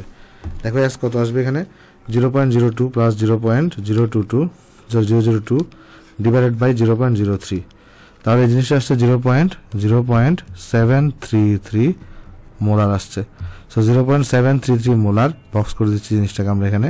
সেটা হচ্ছে আমার কাছে এখানে আনসার, আমি বক্স করে দিচ্ছি। তাহলে এই জিনিসটা হচ্ছে আমার কাছে এখানে আনসার। কেমন? আশা করি অঙ্কটা আমরা সবাই এখানে বুঝতে পারছি। তাহলে আমরা চলো নেক্সট অঙ্কে চলে যাব, এটা আমাদের শেষ। নেক্সট অঙ্কে যাই। নেক্সট অঙ্কে আমাকে বলতেছে যে এত ml সেমি মোলার এতটুকু এবং এত ml এত পার্সেন্ট HNO3 মিশ্রণে এত গ্রাম ক্যালসিয়াম কার্বনেট যোগ করা হলো, মিশ্রণের প্রকৃতি কীরকম হবে তা গাণিতিকভাবে বিশ্লেষণ করো। আচ্ছা, দেখো এটা ক্ষার, এবার এটা পটাশিয়াম হাইড্রোক্সাইড, নাইট্রিক অ্যাসিড দেওয়া আছে, এখানে তুমি আমরা ক্যালসিয়াম কার্বনেট যুক্ত করছো, এটা আরেকটা ক্ষার। তাহলে পুরো মিশ্রণের প্রকৃতি কীরকম কী রূপ হবে সেটা তোমার এখানে জিজ্ঞেস করা হয়েছে এবং তা গাণিতিকভাবে তোমার এখানে বিশ্লেষণ করতে বলছে এখানে, ঠিক আছে? আচ্ছা, তাহলে এটা আমরা চাইলে কিন্তু ইজিলি বের করে ফেলতে পারি। কীভাবে চলো আমি তোমাকে দেখে আসো। অ্যাট ফার্স্ট এখানে আমরা যদি দেখতে চাই সলিউশন এন, তো আমরা এখানে পারমাণবিক ভর 39 দাও, তার মানে এটা হবে পটাশিয়াম হাইড্রোক্সাইড। তাহলে পটাশিয়াম হাইড্রোক্সাইড আছে, যার ব্যাপারে বলছো তোমার এখানে আয়তন কতটুকু? 35 ml, এবং যে হচ্ছে সেমি মোলার, তার মানে সে হচ্ছে কত? 0.5 মোলার। তাহলে সেমি মোলার মানে তার ঘনত্ব কত? 0.5 মোলার। তারপরে আছে তোমার এখানে HNO3 এখানে আয়তন দেওয়া 65 ml, আর তার ঘনমাত্রা দেওয়া হচ্ছে এখানে 3.29%, 3.29%। কিছু দেওয়া নেই মানে W/V ধরে নিব। তাহলে এখান থেকে আমরা কিন্তু এটা চাইলে কি বের করে ফেলতে পারি? এটা এস বের করে ফেলতে পারি। তাহলে এটা এস কত আসবে? 10x, অর্থাৎ 10 × 3.29 ডিভাইডেড বাই কত আসবে? ডিভাইড বাই আণবিক ভর আসবে। আণবিক ভর কত? এখানে নাইট্রিক অ্যাসিডের হাইড্রোজেন হচ্ছে 4, আর হাইড্রোজেন হচ্ছে 1, নাইট্রোজেন হচ্ছে 14, O3 হচ্ছে তোমার এখানে 48। তাহলে এখানে এসটা চলে আসবে। দেখো এস কত আসবে? এখানে এস আসবে তোমার 10 × 3.29 ডিভাইডেড বাই 1 + 14 + 48। সো এই জিনিসটা আসলে তোমার কাছে এখানে 0.522 মোলার চলে আসছে। তারপরে তোমাকে বলতেছে এখানে যে ক্যালসিয়াম কার্বনেট আছে কতটুকু? দেখো ক্যালসিয়াম কার্বনেটের ব্যাপারে বলছে এখানে মিশ্রণে এত 0.49, এটা গ্রাম হবে, 0.49 গ্রাম। তাহলে মিশ্রণে এখানে জাস্ট এটা ভরটাই দেওয়া আছে, এটা কি দেওয়া আছে? ভর দেওয়া আছে 14 0.49 গ্রাম আছে, ঠিক আছে? আচ্ছা, তো মিশ্রণের প্রকৃতি কীরকম হবে সেখান থেকে এগুলো আমাকে বের করতে বলা হয়েছে। ওকে, তাহলে এক মুহূর্তের জন্য দেখো তো আমরা এখানে এইটার মোল সংখ্যা বের করে ফেলতে পারি। এটার মোল সংখ্যা N1 যদি বলি, এটার মোল সংখ্যা কত আসবে? S × V, তাই না? তাহলে কত আসবে? দেখো এটা S × V, তাহলে এটা আসবে 0.0175 মোল আসছে। আচ্ছা, এক মুহূর্তে যদি আমি কি এটার মোল সংখ্যা বের করে ফেলতে পারি এখান থেকে? N2 S × V 65, তো 65 × 10⁻³ 0.522 65 10⁻³। তাহলে আসবে পয়েন্ট, এখানে আসছে কত? 0.03393 এত মোল। আচ্ছা, এটার মোল সংখ্যা আমি বের করে ফেলতে পারি? অবভিয়াসলি পারি। N3 বলবো এটাকে আমরা, M/M। তাহলে 0.49 ডিভাইডেড বাই কত? এখানে 100, তাহলে কত আসবে এটা 0.49/100, তাহলে 0.0049 0.0049 মোল। তাহলে তিনটা মোল সংখ্যা আমি এখন বের করে ফেলতে পারছি না। আর এদের কারেসপন্ডিং ইগুলো কিন্তু আমি জানি, যেমন এটার ই কত হয়, এটার ই হবে 2, এটার ই হবে হচ্ছে 1, কারণ ওয়েট একটা আছে, এখানে ই হবে তোমার হচ্ছে 1। তাহলে এখন আমাকে বলছে মিশ্রণের প্রকৃতি কীরকম হবে। এখন আমি জানি না মিশ্রণটা কি অ্যাসিডীয় হবে না ক্ষারীয় হবে। একটা কাজ করতে পারি, অ্যাসিডীয়গুলোকে আমি প্লাস ধরে নিই, ক্ষারীয়গুলোকে আমি মাইনাস ধরে নিই, ক্ষারীয়গুলোকে আমি কী ধরে নিই, মাইনাস ধরে নিই। তাহলে কী হবে এখানে, ওই যে N1E1 মানে N1 তো এখানে ক্ষারীয়, তাই এটা মাইনাস বসবে এটার আগে, প্লাস N2E2 এটা অ্যাসিড, বাট N3 এটা কিন্তু ক্ষার, N3E3 ইজ ইকুয়াল টু হবে N টোটাল ইন্টু হবে ই টোটাল। দেখো এই জিনিসটা বুঝতে পারছো কিনা, ওই কেস নাম্বার 3 মতো। তাহলে এখানে আমাকে পিছনের প্রকৃতি কীরকম বের করতে পারছো, তো প্রকৃতি আমরা ইজিলি বের করে ফেলতে পারবো। জাস্ট আমার কিন্তু ঘনমাত্রা বের করার দরকার নাই। যদি এখানে যে এস টোটালটা বের করবো সেটা যদি পজিটিভ আসে, তার মানে আমার ধরা ঠিক আছে, তার মানে সেটা মিশ্রণের প্রকৃতি হবে অ্যাসিডীয়, অ্যাসিড বাকি আছে, ঠিক আছে। আচ্ছা, যদি নেগেটিভ আসে তার মানে বুঝতে হবে অ্যাসিড বাকি নাই, ক্ষার বাকি আছে। চলো দেখার চেষ্টা করি, আসো। তাহলে এখানে মাইনাস N1 কত 0.0175 ইন্টু E1 কত, E1 হচ্ছে 1, প্লাস N2 কত, N2 বের করছো তুমি 0.03393 ইন্টু E3 কত 1, N3 কত 0.0049, এটার E3 কত 2। N টোটালকে আমরা লিখতে পারবো S total into V total কত 35 যোগ 65, আর এটার আয়তনটা আমাদের কাছে কারেসপন্ডিং আয়তনটা দেওয়া নাই। সো এখানে V টোটালটা বের করা একটু টাফ হবে, কারণ এখানে আমাদের কাছে কি দেওয়া নেই বলতো, এখানে কারেসপন্ডিং আয়তন কত সেটা আমাকে দেওয়া নেই, এটা জাস্ট ভর দেওয়া আছে। ভর থেকে কি তুমি কোনো কারণে আয়তন বের করতে পারো, ঘনমাত্রা তো জানি না আমি এখানে, তাহলে এখান থেকে আমি আয়তন বের করাটা টাফ। হ্যাঁ, একটা কাজ করতে পারতাম, ওই যে এসটিপি কন্ডিশন ধরে এটার আয়তন বের করা যাইতো, যে N3 তাহলে VSTP কত আসবে সেটা দেখা যাইতো, ঠিক আছে। আচ্ছা, তো যাই হোক, আচ্ছা এইটার উপর তো ম্যাটার করতেছে না, এটাতে একটা পজিটিভ রাশি আসবে, যে 35 plus 65 plus V of calcium carbonate, আমার এখানে তো একটা এখানে তো tan ইনভার্স অফ 3 গুণ করে দিব, আর ই টোটাল তো তোমার এখানে 1। সো এই অ্যাকচুয়ালি এটার উপর ডিপেন্ড করতেছে না, এটা তো সবসময় পজিটিভ রাশি আসবে। আমার এখানকার যে ভ্যালুটা, এখানকার যে ভ্যালুটা এখানে যাই আসুক না কেন, এটা অলওয়েজ একটা কী রাশি আসবে, পজিটিভ রাশি আসবে, এটা আমরা সবাই জানি। বাট এটা একটু দেখা দরকার আমার, এই ভ্যালুটা কত আসবে, এটা কি পজিটিভ নাকি নেগেটিভ দেখা দরকার। দেখো এটা আসবে মাইনাস 0.0175 প্লাস 0.03393 মাইনাস 0.0049 ইন্টু 2, এটা কিন্তু পজিটিভ চলে আসছে। তার মানে এস টোটাল ইন্টু মানে ultimately S total into something, এটা ভ্যালু আমি কত জানি না, ইসগুলো চলে আসছে পজিটিভ 0.00663 আসছে। তার মানে এস টোটালটা এখানে পজিটিভ আসছে, এস টোটালটা এখানে কি আসছে, এস টোটালটা এখানে পজিটিভ আসছে। তাহলে আমি বলতে পারবো যেহেতু এস টোটালটা পজিটিভ আসছে, তাহলে কিন্তু আমার এখানে অবশ্যই মিশ্রণের প্রকৃতি হবে আমাদের কি বলতো অম্লীয়। সুতরাং কারণ আমি এটাকে পজিটিভ ধরে নিছি আর আসছেও পজিটিভ, তাহলে মিশ্রণের আমাকে জাস্ট ঘনমাত্রা কিচ্ছু বের করতে বলে নাই, কারণ আমাকে আয়তনে জানা নাই, মিশ্রণের প্রকৃতি হবে অম্লীয়। ঘনমাত্রা বের করতে বললে ক্যালসিয়াম কার্বনের অবশ্যই আয়তন বলে দিতে হবে, ঠিক আছে। যেহেতু এখানে বলে নাই, তার মানে এখানে যেন বেরও করতে বলে নাই, তাহলে এটা হচ্ছে আমার এখানে আনসার, ঠিক আছে। আশা করি সবাই জিনিসটা আমরা এখানে বুঝতে পারছি। তাহলে চলো নেক্সটে চলে যাই, আসো।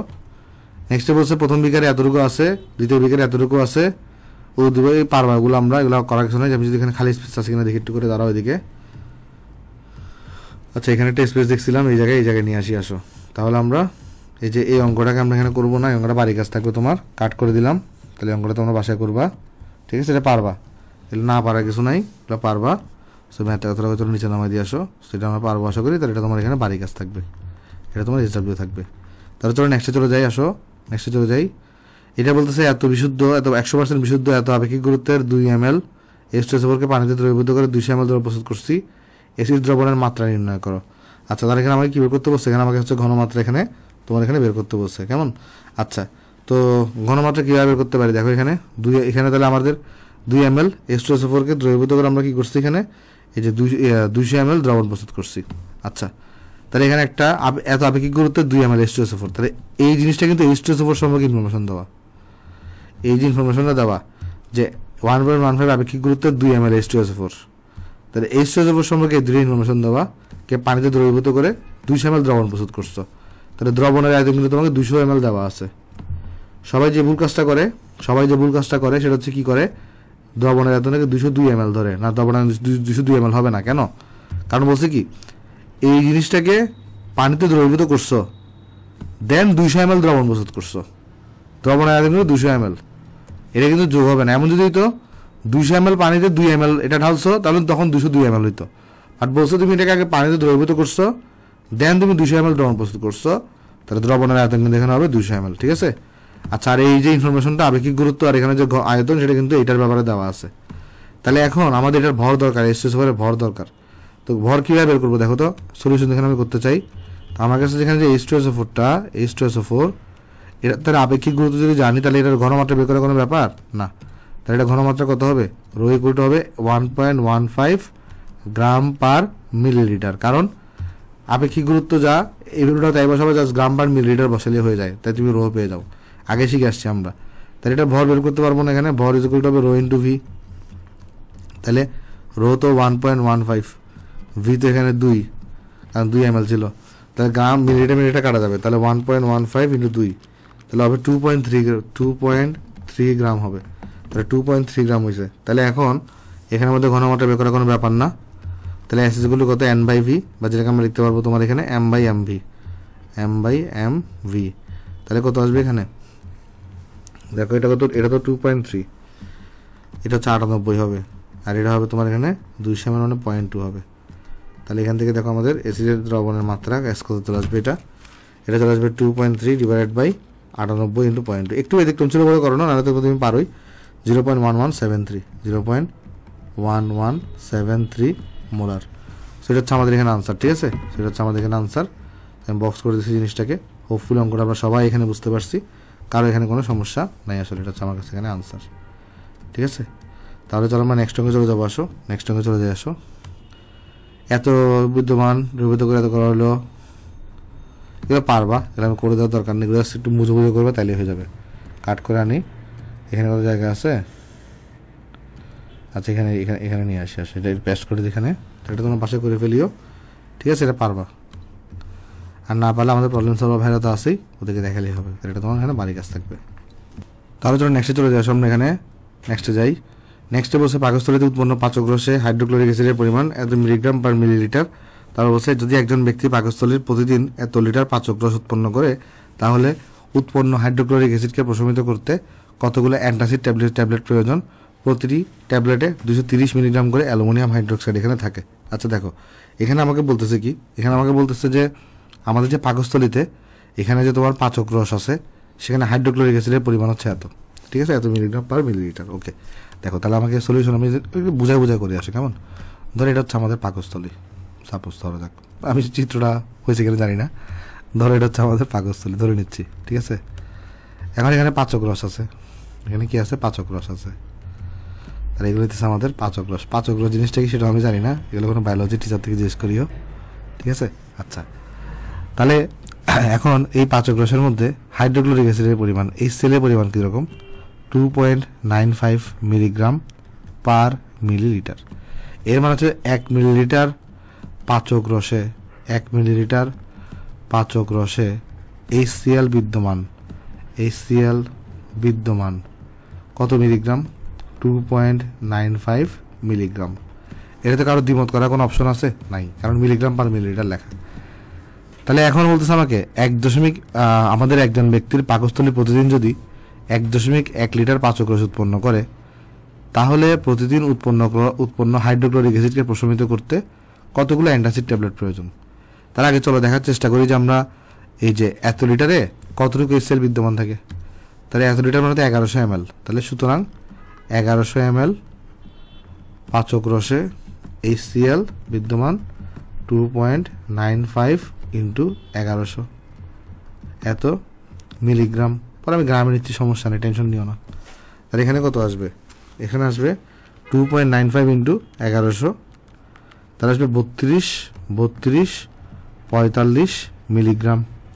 তাহলে আমার টোটাল পাচক রসে HCl বিদ্যমান কতটুকু, এতটুকু। আচ্ছা এখন আমরা এখানে দেখার চেষ্টা করি। আসো আগে মিলিগ্রামে থাকুক, যেহেতু এখানে মিলিগ্রাম আছে সমস্যা নেই, চাইলে গ্রামে নিতে পারো, কোনো সমস্যা নেই। এখন এই HCl কে প্রশমন করবো আমরা কি দিয়ে? HCl একটা অ্যাসিড, এটাকে প্রশমন করতে অবশ্যই ক্ষার ইউজ করতে হবে। আর ক্ষার আমরা অ্যান্টাসিড ট্যাবলেট গ্রহণ করি, আর প্রতিটা অ্যান্টাসিড ট্যাবলেটে 230 মিলিগ্রাম অ্যালুমিনিয়াম হাইড্রোক্সাইড থাকে। তাহলে একটা জিনিস আমরা দেখবো যে কত মিলিগ্রাম অ্যালুমিনিয়াম হাইড্রোক্সাইড লাগতেছে এটাকে এত মিলিগ্রাম HCl কে প্রশমিত করতে। তারপর সেটাকে আমরা 230 দিয়ে ভাগ করে কয়টা ট্যাবলেট লাগতেছে সেটা বের করে ফেলতে পারবো। ঠিক আছে? আচ্ছা, তারপর রিয়াকশনটা কীরকম হয়? অ্যালুমিনিয়াম হাইড্রোক্সাইড থাকে এখানে 3HCl থাকে। তারপর এটা যখন রিয়াকশন করে তখন এখানে LCl3 তৈরি হয়, তখন এখানে LCl3 তৈরি হবে, আর এখানে 3 মোল পানি তৈরি হবে। আর এখানে কি তৈরি হবে বলো? এখানে তৈরি হবে 3 মোল পানি তৈরি হবে তোমার। ঠিক আছে? 3 মোল পানি আসলে তৈরি হবে। এখন তুমি এখানে জিনিস লক্ষ্য করে দেখো, সেটা হচ্ছে আমাদের এখানে যদি ভর হিসেবে বসাও, ভর হিসেবে, তো HCl এটার আণবিক ভর কত? HCl 36.5, তাহলে এখানে আসবে 3 × 36.5। কত আসবে দেখো তো? এটা 3 × 36.5, এটা আসবে 109.5। এক কাজ করি, এটাকে আমরা গ্রামে না লিখি, মিলিগ্রাম লিখি, কারণ এটাও মিলিগ্রামের হিসাব, সব মিলিগ্রামের হিসাবে যারা মিলিগ্রাম লিখতেছে। আচ্ছা, অ্যালুমিনিয়াম হাইড্রোক্সাইডের আণবিক ভর কত হয়? অ্যালুমিনিয়াম হচ্ছে 27, OH হচ্ছে 17, 17 × 3, তাহলে এখানে হবে 27 + 17 × 3, তাহলে এখানে হবে 78 মিলিগ্রাম। তাহলে আমি বলবো যে 109.5 মিলিগ্রাম HCl কে প্রশমিত করে 78 মিলিগ্রাম অ্যালুমিনিয়াম হাইড্রোক্সাইড। তাহলে এত মিলিগ্রাম HCl কে প্রশমিত করবে কত মিলিগ্রাম অ্যালুমিনিয়াম হাইড্রোক্সাইড? চলো দেখার চেষ্টা করি। তাহলে আমি বলবো 109 যেটা সম্পর্কে জানি সেটাকে বাম পাশে লিখতে হয়, 5 মিলিগ্রাম HCl কে প্রশমিত করে 78 মিলিগ্রাম অ্যালুমিনিয়াম হাইড্রোক্সাইড।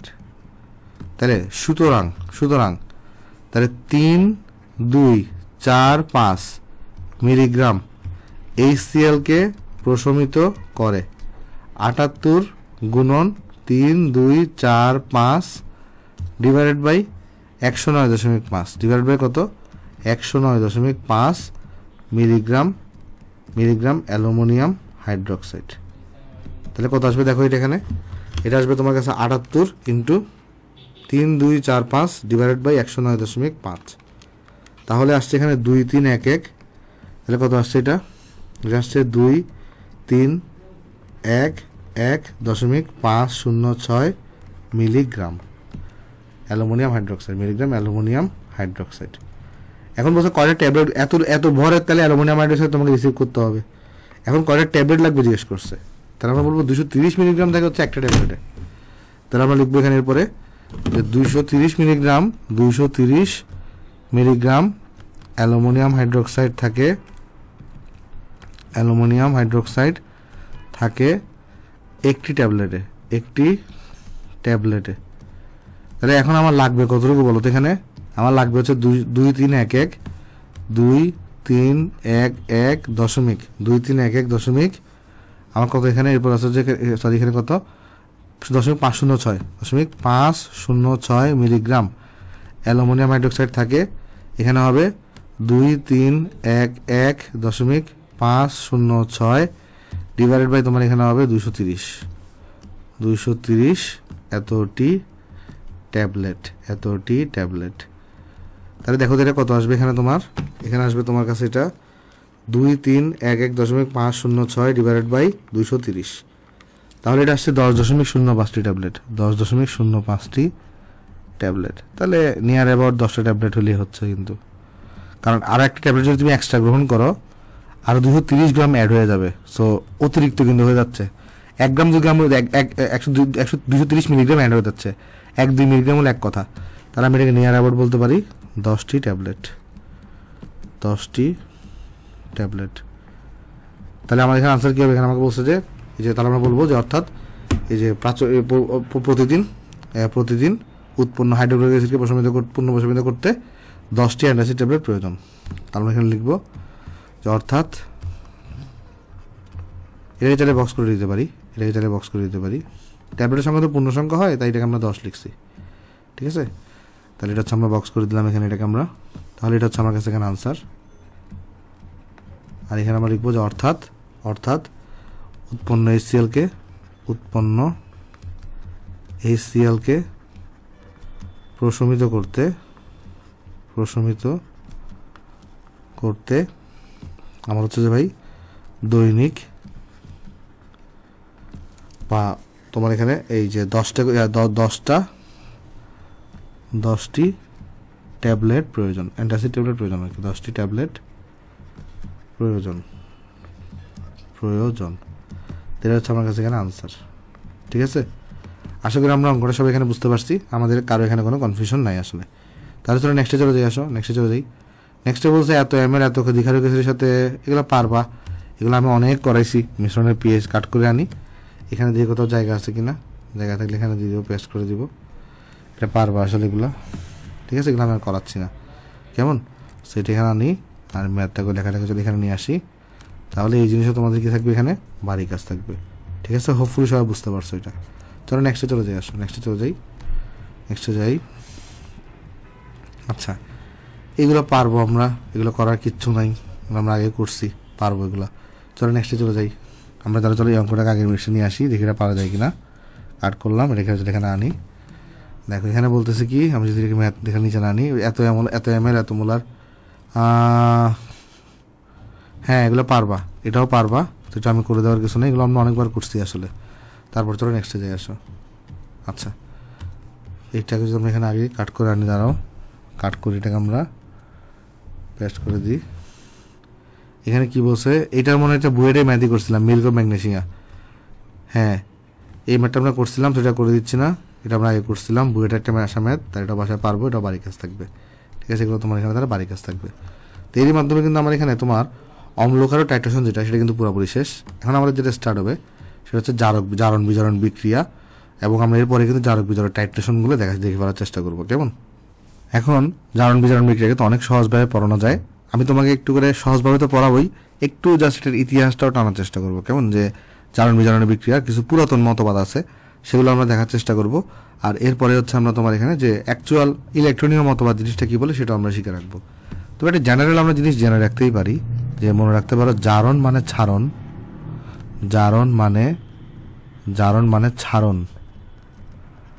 আর বিজারণ মানে গ্রহণ, আর বিজারণ মানে হচ্ছে তোমার কি বলতো, গ্রহণ। এর মানে কি? এর মানে হচ্ছে জারণ হচ্ছে এমন বিক্রিয়া যেখানে ইলেকট্রন ছাড়ন ঘটবে, আর বিজারণ হচ্ছে এমন বিক্রিয়া যেখানে ইলেকট্রন গ্রহণ হবে। তাহলে এখানে আমরা যদি সংক্ষেপে লিখতে চাই, এটাকে ইলেকট্রনীয় মতবাদ বলতেছি, কেমন? যে জারণ বিজারণের ইলেকট্রনীয় মতবাদ, জারণ বিজারণের, আমি যা সংক্ষেপে লিখতে পারি, ডেফিনেশন সব লিখে দেবো, টেনশন নিও না। বিজারণের ইলেকট্রনীয় মতবাদ, যেটাকে আধুনিক মতবাদও বলা হয়, ইলেকট্রনীয়, বা আমরা বলতে পারি বা আধুনিক মতবাদ, বা আধুনিক মতবাদ। ঠিক আছে, জারণ বিজারণের ইলেকট্রনীয় বা আধুনিক মতবাদ জিনিসটা কি বলে আমাদেরকে, সেটা বলা হচ্ছে যে আমাদের এখানে যে জারণ বিক্রিয়ায় ইলেকট্রন ছাড়ন ঘটে, জারণ বিক্রিয়ায় আমার ইলেকট্রন ছাড়ন ঘটে, এবং বিজারণ বিক্রিয়ায় ইলেকট্রন গ্রহণ ঘটে, বিজারণ বিক্রিয়ায় ইলেকট্রন গ্রহণ ঘটে। বাট এটা তো আধুনিক বা ইলেকট্রনীয় মতবাদ, পুরাতন মতবাদ কিন্তু এরকম ছিল না। পুরাতন মতবাদ অনুযায়ী জারণ হচ্ছে এমন একটা রাসায়নিক বিক্রিয়া যেখানে কোনো মৌল অথবা যৌগের সাথে অক্সিজেন বা অধিক তড়িৎ-ঋণাত্মক মৌল বা মূলকের সংযোগ ঘটবে, কেমন? অথবা কোনো একটা যৌগ থেকে হাইড্রোজেন বা অধিক অন্য কোনো তড়িৎ-ধনাত্মক মৌল বা মূলকের যৌগ অপসারিত হবে। তাহলে চলো আমরা প্রথমে আলোচনা করার চেষ্টা করব, যে ফার্স্ট আলোচনা করার চেষ্টা করি, আসো, যে জারণ বিজারণের পুরাতন মতবাদ। পরে আমরা আসতেছি ইলেকট্রনীয় মতবাদ নিয়ে। জারণ বিজারণের পুরাতন মতবাদ নিয়ে জাস্ট একটি ইতিহাস জানার চেষ্টা করতেছি আমরা। এরপরে হচ্ছে আমরা জারণ বিজারণের মেইন আইডিয়াতে চলে যাব, কেমন? আচ্ছা, তো প্রথমেই তোমাকে আমি যেটা বলতে, জারণ আমরা প্রথমে আলোচনা করবো জারণটাকে নিয়ে। ঠিক আছে, জারণ, তাহলে ফার্স্ট আমরা জারণটাকে নিয়ে আলোচনা করবো। তাহলে সরি ভাই, পুরাতন মতবাদ অনুযায়ী জারণের ডেফিনেশন কি হবে? তাহলে পুরাতন ধারণা মতে আমরা মনে রাখবো, পুরাতন ধারণা মতে জারণ হলো এমন একটি রাসায়নিক বিক্রিয়া, এমন একটি রাসায়নিক বিক্রিয়া, এমন একটি রাসায়নিক বিক্রিয়া বিক্রিয়া যেখানে যেখানে কোনো মৌল বা কোনো মৌল অথবা অথবা যৌগের সাথে কোনো মৌল অথবা যৌগের সাথে অক্সিজেন বা অন্য কোনো তড়িৎ ঋণাত্মক মৌলের সংযোগ ঘটে, তড়িৎ ঋণাত্মক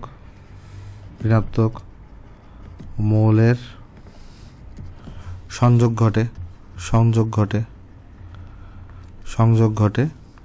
ঘটে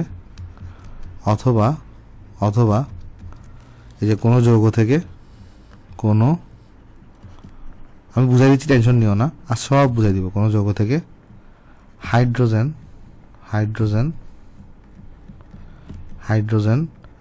বা আমার এখানে হচ্ছে যে অন্য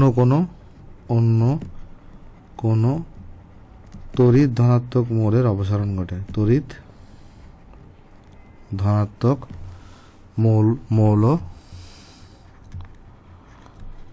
এর অপসারণ ঘটে। ভাই কিছুই তো বুঝি নাই, চলো আমি তোমাকে বোঝাচ্ছি। দেখো, ধরো আমি তোমাকে দেখাই, আসো, ধরো তুমি এখানে একটা যৌগ নিছো, তো দুই ধরনের বিক্রিয়াকে আমরা পুরাতন মতবাদ অনুযায়ী জারণ বিক্রিয়া বলবো। তো এই যৌগটা যদি একটা খেয়াল করো জিনিসটা, এই যৌগটা যদি তোমার অক্সিজেনের সাথে যুক্ত হয়, তাহলে যে প্রোডাক্টটা তৈরি হবে, সে কি প্রোডাক্ট তৈরি করবে সেটা তো আমি জানি না, বাট এই বিক্রিয়াটাকে আমরা একটা জারণ বিক্রিয়া বলবো। এই বিক্রিয়াকে আমরা কি বলবো? জারণ বিক্রিয়া বলবো। সে কি প্রোডাক্ট তৈরি হবে সেটা আমি জানি না, সেটা আমরা দেখবো পরবর্তীতে, বাট প্রোডাক্ট যাই তৈরি হোক, এখানে প্রোডাক্ট যাই তৈরি হোক, রিঅ্যাকশনটাকে আমরা কি বলবো? জারণ বিক্রিয়া বলবো। অথবা ধরো তুমি যদি এখানে যৌগকে নাও, এর সাথে অক্সিজেনের পরিবর্তে তুমি যদি এখানে কি করো, অন্য কোনো তড়িৎ ঋণাত্মক মৌল নাও, অন্য কোনো তড়িৎ ঋণাত্মক মৌল যুক্ত করো, তড়িৎ ঋণাত্মক মৌল যুক্ত করো, তাহলে ধরো যাক এখানে কিছুটা তৈরি হবে, যাই তৈরি হোক, এই বিক্রিয়াটাকে আমরা জারণ বিক্রিয়া বলবো। ঠিক আছে? আচ্ছা, আশা করি সবাই বুঝতে পারছি এই জিনিসটা আমরা এখানে। আচ্ছা, জারণ বিক্রিয়াকে অন্যভাবে ডেফিনেশন দেওয়া যায় পুরাতন মতবাদ অনুযায়ী। ধরো একটা যদি যৌগকে নাও, এখানে ধরো তুমি সামথিং কাউকে একটা যুক্ত করবা, এবং যুক্ত করে এই যৌগ থেকে তুমি এই যে মূল যৌগটা দেখতেছো, যেটা এই যে মূল যে যৌগটা দেখতেছো, সেই মূল যৌগ থেকে তুমি ধরো হাইড্রোজেনকে অপসারণ করে ফেলছো, আর এখানে তুমি নতুন একটা ধর উৎপাদক পাইছো। তাহলে আমরা এই আটাকে কি বলবো? এই বিক্রিয়াটাকে কি বলবো? এই বিক্রিয়াটাকে আমরা এখানে জারণ বিক্রিয়া বলবো। বুঝতে পারছি? এই বিক্রিয়াটাকে আমরা কি বলবো? জারণ বিক্রিয়া বলবো। অথবা এমন হইতে পারে, ধরো এটাকে যদি একটু পাশে নিয়ে আসি, ধরো অথবা এমন হইতে পারে, ধরো তুমি একটা যৌগের সাথে অন্য একটা যৌগের বিক্রিয়া করাচ্ছ, হাইড্রোজেন অপসারিত না হয়ে একটা তড়িৎ ধনাত্মক মৌল অপসারিত হয়েছে। কি এগুলো তোমরা ওই তড়িৎ ধনাত্মক মৌল জিনিসটা কি, তড়িৎ ঋণাত্মক মৌল জিনিসটা কি, এগুলো তোমরা কোথায় পড়ে আসছো? এগুলো পড়ে আসছো কিন্তু তোমরা মৌলের পর্যাবৃত্ত ধর্মে। তো ধরো দেখ এখান থেকে কি বেরিয়েছে? একটা তড়িৎ ধনাত্মক মৌল বেরিয়েছে, তড়িৎ ঋণাত্মক মৌল না, তড়িৎ ধনাত্মক মৌল বেরিয়েছে, আর এখানে ধরো একটা উৎপাদক তৈরি হয়েছে। তাহলে এই বিক্রিয়াটাকে আমরা কি বলবো? এই বিক্রিয়াটাকে আমরা জারণ বিক্রিয়া বলবো। তাহলে এই জন্যই দেখো জারণ বিক্রিয়া ডেফিনেশন এখানে কি দিছে? পুরাতন ধারণা মতে জারণ হলো এমন একটা রাসায়নিক বিক্রিয়া যেখানে কোনো মৌল অথবা যৌগের সাথে অক্সিজেন বা অন্য কোনো তড়িৎ ঋণাত্মক মৌলের সংযোগ ঘটে। এই যে দেখো, অক্সিজেন বা অন্য কোনো তড়িৎ ঋণাত্মক মৌলের সংযোগ করতেছে, অথবা কোনো যৌগ থেকে হাইড্রোজেন বা অন্য কোনো তড়িৎ ধনাত্মক মৌল অপসারণ করতেছে। তাহলে দেখো, হাইড্রোজেন অথবা অন্য কোনো তড়িৎ ধনাত্মক মৌল কি করতেছে? এখানে অপসারণ করতেছে। এই ধরনের বিক্রিয়াগুলোকে আমরা বলে থাকি কি বলতো? জারণ বিক্রিয়া আমরা বলে থাকি। চলো এই চারটার কিছু এক্সাম্পল দেওয়ার চেষ্টা করি। আসো আমি এখানে, চলো আমি প্রথমে এটা তো আমরা লিখলাম এখানে, চলো এটা একটা এক্সাম্পল দিয়ে ফেলে আসো। চলো নিচে নামাই দিয়ে আসো জিনিসটাকে। আমরা প্রথমে একটা দেখতে যাচ্ছি এখানে, যে একটা যৌগের সাথে অক্সিজেন যদি বিক্রিয়া হয়, তাহলে এটা কোনটা হইতে পারে? ধরো কার্বনকে নিছো, এর সাথে তুমি অক্সিজেন যোগ করছো, এর সাথে কাকে যোগ করছো? অক্সিজেন যোগ করছো। তাহলে এখানে কি তৈরি হয়েছে বলো? এখানে তোমার তৈরি হবে হচ্ছে আমাদের কার্বন ডাইঅক্সাইড। তাহলে কার্বন ডাইঅক্সাইড যদি তৈরি হয় তাহলে এখানে অক্সিজেন যুক্ত হয়েছে না সরাসরি, তাহলে এই বিক্রিয়াটাকে যেন আমরা কী বলবো, এখানে জারণ বিক্রিয়া বলবো। সেকেন্ডটা দেখিয়ে আসো, তো যৌগ বা এর সাথে যদি অন্য তড়িৎ ঋণাত্মক মৌলযুক্ত হয়, ঠিক আছে। যেমন কীরকম আমি তোমাকে যদি দেখাই, ধরো আমি যদি নিচে নামা দিয়ে আসি এখানে এগুলাকে, ধরো একটা আমি এখানে ম্যাগনেসিয়ামকে নিলাম, অন্য তড়িৎ ঋণাত্মক মৌল কারা হইতে পারে, ফ্লোরিন, ক্লোরিন, এগুলো হইতে পারে। ধরো ক্লোরিনকে নিছো তুমি, Cl2 কে নিছো, তো Cl2 কে নিলে এখানে কী উৎপন্ন হবে, এখানে উৎপন্ন হবে তোমার কাছে MgCl2। তো Cl2 এটা অধিক তড়িৎ ঋণাত্মক মৌল না, তো এই অধিক তড়িৎ ঋণাত্মক মৌল যুক্ত হচ্ছে, তাই আমরা এটাকেও কী বলবো বলতে, এখানে এটাকে আমরা এখানে জারণ বিক্রিয়া বলবো, ঠিক আছে। আচ্ছা, তারপরে থার্ড আরেকটা এক্সাম্পল হতে পারে হচ্ছে যে যদি হাইড্রোজেন বের হয়ে যায় সেটাকে আমরা জারণ বিক্রিয়া বলবো। তো দেখানোর চেষ্টা করি আসে এখানে নিচে নামা দিয়ে আসে একটু করে এটাকে আমরা দেখো থার্ড এক্সাম্পলে দেখাই যে ধরো তুমি এখানে যদি কী করো একটা MnO2 কে নাও, ধরো তুমি এর সাথে একটা র্যান্ডম ধরো 4HCl বিক্রিয়া করাচ্ছ, তখন দেখা যাবে এখানে কী হচ্ছে, তখন এখানে দেখা যাবে তোমার এখানে MnCl2 তৈরি হচ্ছে, আর প্লাস 2 মোল H2O তৈরি হচ্ছে, প্লাস এখানে Cl2 তৈরি হচ্ছে। খেয়াল করো এখানে যে H ছিল, H থেকে এখান থেকে বা ধরো এভাবে হিসাব না করে আরেকটা কাজ আমরা করতে পারি, ধরো এটা হিসাব না করে আরেকটা কাজও করতে পারি। আসো আমরা যেটা চেনা জানা বিক্রিয়া সেটা দেখে আসো। তোমরা ওই নিশ্চয়ই দেখে আসছিলা কি বলে ডিহাইড্রোজেনেশন বিক্রিয়া, কপার 300 ডিগ্রি সেন্টিগ্রেড তাপমাত্রায়, ওই জৈব রসায়ন পড়ানোর সময় কিন্তু আমরা দেখে আসছি। তো সেখানে কি হতো, ধরো তুমি এখানে যদি CH3 কে নাও, এটা CH3 কে নাও, এটা দেখতে সবচেয়ে বেশি সুন্দর হবে, বুঝছো, এই জন্য এটা পড়ানো। ধরো এখানে তুমি যদি কাকে নাও, কপার 300 ডিগ্রি সেন্টিগ্রেড তাপমাত্রা নাও, তাহলে কী হবে এখান থেকে, ধরো এটা সুন্দর করে যদি আঁকি, কপার 300 ডিগ্রি সেন্টিগ্রেড তাপমাত্রা যদি এখানে নাও, তাহলে এখান থেকে কী হতো, হাইড্রোজেন অপসারিত হইতো, এখান থেকে হাইড্রোজেন অপসারিত হইতো, আর এখানে আমরা তোমার কী পেতাম বলতো, এখানে এই যে আমরা এখানে পেতাম CH2 double bond CH2 double bond CH2। এটাকে আমরা ডিহাইড্রোজেনেশনও বলতাম, বাট এটা কিন্তু পুরাতন মতবাদ অনুযায়ী এটাকে জারণ বিক্রিয়া বলা যাবে, ঠিক আছে। আচ্ছা, লাস্ট আরেকটা আছে যে যৌগের সাথে যদি মানে অন্য যদি তড়িৎ ধনাত্মক মৌল বের হয় তাহলে সেটাকেও বলা যাবে, কেমন। আচ্ছা, তো কীরকম, এখানে ধরো তুমি এখানে ম্যাগনেসিয়াম সালফেটকে নিছো, আর তুমি এখানে 2 মোল Na কে নিছো। তো ম্যাগনেসিয়াম এটা তড়িৎ ধনাত্মক মৌল, তো এটা কী করবে, ম্যাগনেসিয়ামকে বের করে ফেলবে। তাহলে এখানে সে ম্যাগনেসিয়ামকে বের করে ফেললো, আর সে এখানে Na2SO4 আকারে থাকলো। তাহলে এটাও কিন্তু আমার কী বলতো, এখানে এক প্রকারের জারণ বিক্রিয়া। তাহলে পুরাতন মতবাদ অনুযায়ী এই সকল বিক্রিয়াকে আমরা কী বলে থাকি, জারণ বিক্রিয়া বলে থাকি।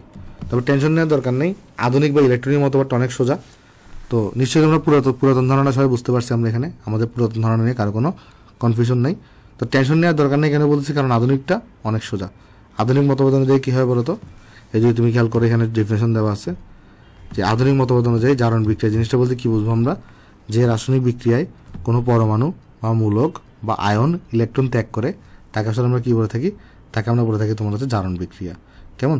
তো এটা যদি উদাহরণ দেখতে চাও, দেখো আমরা যদি উদাহরণ দেখে আসি কিছু, ধরো এমন হতে পারে কিছু এক্সাম্পল দেখে আসো আমরা এখানে, কেমন দেখে আসো। ধরো এমন হতে পারে, ধরো তুমি এখানে পটাশিয়ামকে নিছো, তাহলে সে কী করছে, সেখানে পটাশিয়ামটা একটা ইলেকট্রনকে ত্যাগ করে দিচ্ছে, সে পটাশিয়াম প্লাসে কনভার্ট হচ্ছে, একটা ইলেকট্রনকে ত্যাগ করে দিছে। এই পটাশিয়ামটা কী করছে, একটা ইলেকট্রনকে ত্যাগ করে দিচ্ছে, ত্যাগ করে দেওয়ার ফলে সে পটাশিয়াম প্লাসে পরিণত হয়েছে। তাহলে এই বিক্রিয়াটাকে আমরা কী বলবো, জারণ বিক্রিয়া বলবো। দেখো তুমি চাইলে কিন্তু এটাকে অন্যভাবে লিখতে পারতা, কীভাবে, এই যে এটাকে এভাবে লেখা যেত যে পটাশিয়াম থেকে কী করতেছে, একটা ইলেকট্রন বের করে দিচ্ছে, মানে এইটাকে জাস্ট আমি এই পাশে নিয়ে আনলে তখন এটা প্লাসের জায়গায় মাইনাস হয়ে যেত। তো পটাশিয়াম থেকে ইলেকট্রন বের করে দেওয়ার ফলে কী হচ্ছে, এখানে আমাদের এখানে এই যে ইলেকট্রন বের করে দেওয়ার ফলে আমার এখানে পটাশিয়াম প্লাস তৈরি হয়েছে। তবে স্ট্যান্ডার্ড কী জানো, স্ট্যান্ডার্ড হচ্ছে এটা, যে জারণ বিক্রিয়াকে আমরা জারণ বিক্রিয়া যে ইলেকট্রনে বের হয় সেটাকে আমরা ডান পাশে দেখাই, স্ট্যান্ডার্ড হচ্ছে এটা, কেমন। তাহলে এরকম কিন্তু আমাদের পরমাণু থেকে বেরোতে পারে। আবার তোমার হচ্ছে একটা অণু থেকেও কিন্তু বেরোতে পারে। অণু থেকে কীভাবে বেরোতে পারে, ধরো তুমি F2 কে নিছো, এখন F2 থেকে তোমার এখানে 2টি ইলেকট্রন বেরোতে পারে, এবং 2টি ইলেকট্রন বের হয়ে সেখানে 2F প্লাসে পরিণত হতে পারে। তাহলে এখানে কী হলো, 2টি ইলেকট্রন বের হয়ে গেছে, ঠিক আছে। আচ্ছা, তারপর এমন হতে পারে তুমি একটা ক্যাটায়ন থেকে বের হইতে পারে, ধরো তুমি কপার প্লাস নিছো, কিনেছো এখানে কপার প্লাস, একটা ক্যাটায়ন থেকে কী করতে পারে, একটা ইলেকট্রন বের হতে পারে। একটা ইলেকট্রন বের হয়ে গেলে তার অলরেডি একটা অভাব ছিল, তার এখন অভাব থাকবে কয়টা, 2টা।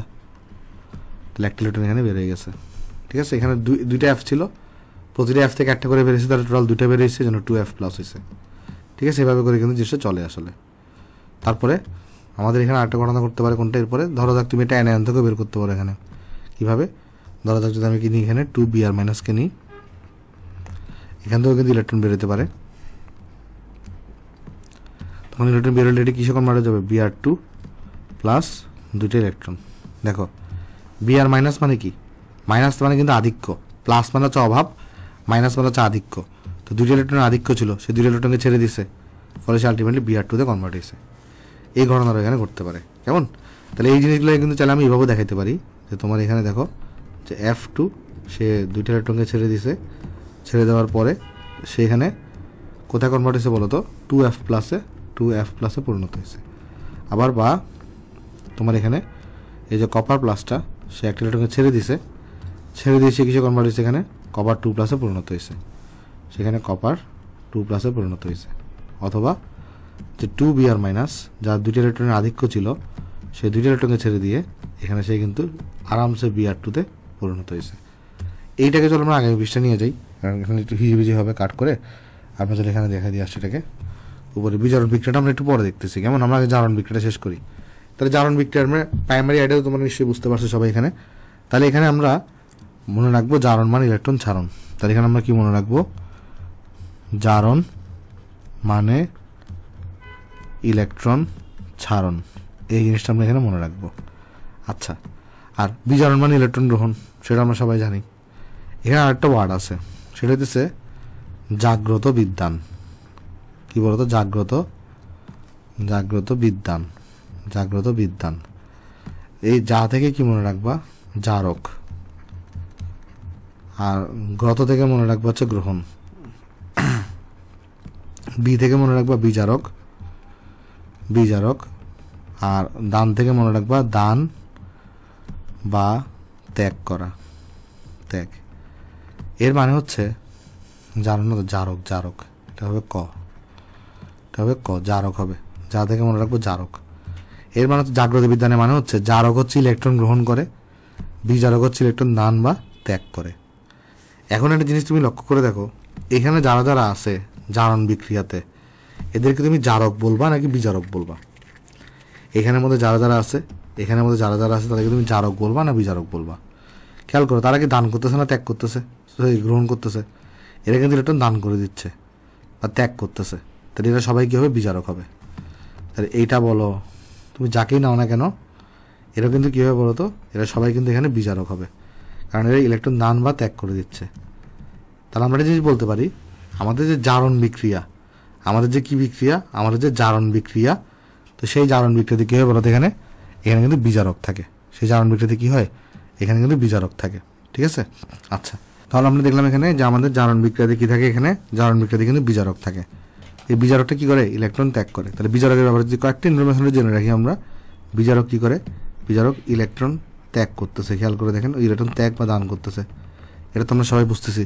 আচ্ছা, এখন বিজারকে কি করতেছে, বিজারকে কিন্তু এই দেখো, বিজারকটা কিন্তু জারণ বিক্রিয়া করতেছে। তারা আমি বলতে পারি না বিজারক জারিত হচ্ছে, যেহেতু বিজারকের জারণ বিক্রিয়া করতেছে, তারা আমি বলতে পারি বিজারক জারিত হয়। বিজারক কি হয়, বিজারক জারিত হয়, যেহেতু বিজারকে জারণ বিক্রিয়া করতেছে। তাহলে বিজারকে যেহেতু জারণ বিক্রিয়া করতেছে, তাই বিজারক হচ্ছে জারিত হচ্ছে। আচ্ছা, এরপরে দেখো বিজারকের থেকে আর কি বলতে পারি ইনফরমেশন আমি এখানে। খেয়াল করো, এখানে পটাশিয়ামের জারণ সংখ্যা কত, 0, বাট এখানে পটাশিয়ামের জারণ সংখ্যা কত, 1। এখানে পটাশিয়ামের জারণ সংখ্যা কত, 0। এখানে এখানে ফ্লোরিনের জারণ সংখ্যা 0, এখানে ফ্লোরিনের জারণ সংখ্যা হচ্ছে +1। এখানে হচ্ছে 1, এখানে হচ্ছে 2, এখানে হচ্ছে -1, এখানে হচ্ছে 0। তার মানে দেখো তো, এই যে জারণ বিক্রিয়া যখন ঘটে, বিজারকের জারণ সংখ্যা বাড়ে নাকি কমে, দেখো তো একটু করে। দেখো এখানে তো 0, এখানে 0, আর এখানে দেখো +1, আবার এখানে দেখো 1, এই যে কপার প্লাসে দেখো 1, এখানে দেখো 2, তাহলে কিন্তু 1 থেকে 2-তে হচ্ছে। তাহলে জারণ সংখ্যা কিন্তু, জারণ সংখ্যা নিয়ে এখনো পড়েনি, সামনে পড়াবো। যার সাথে জেনে রাখো যে আমাদের বিজারকে কিন্তু কী হয় বলতো, জারণ সংখ্যার বৃদ্ধি ঘটে। তাহলে আমি বলতে পারি বিজারকের কী হবে, জারণ সংখ্যা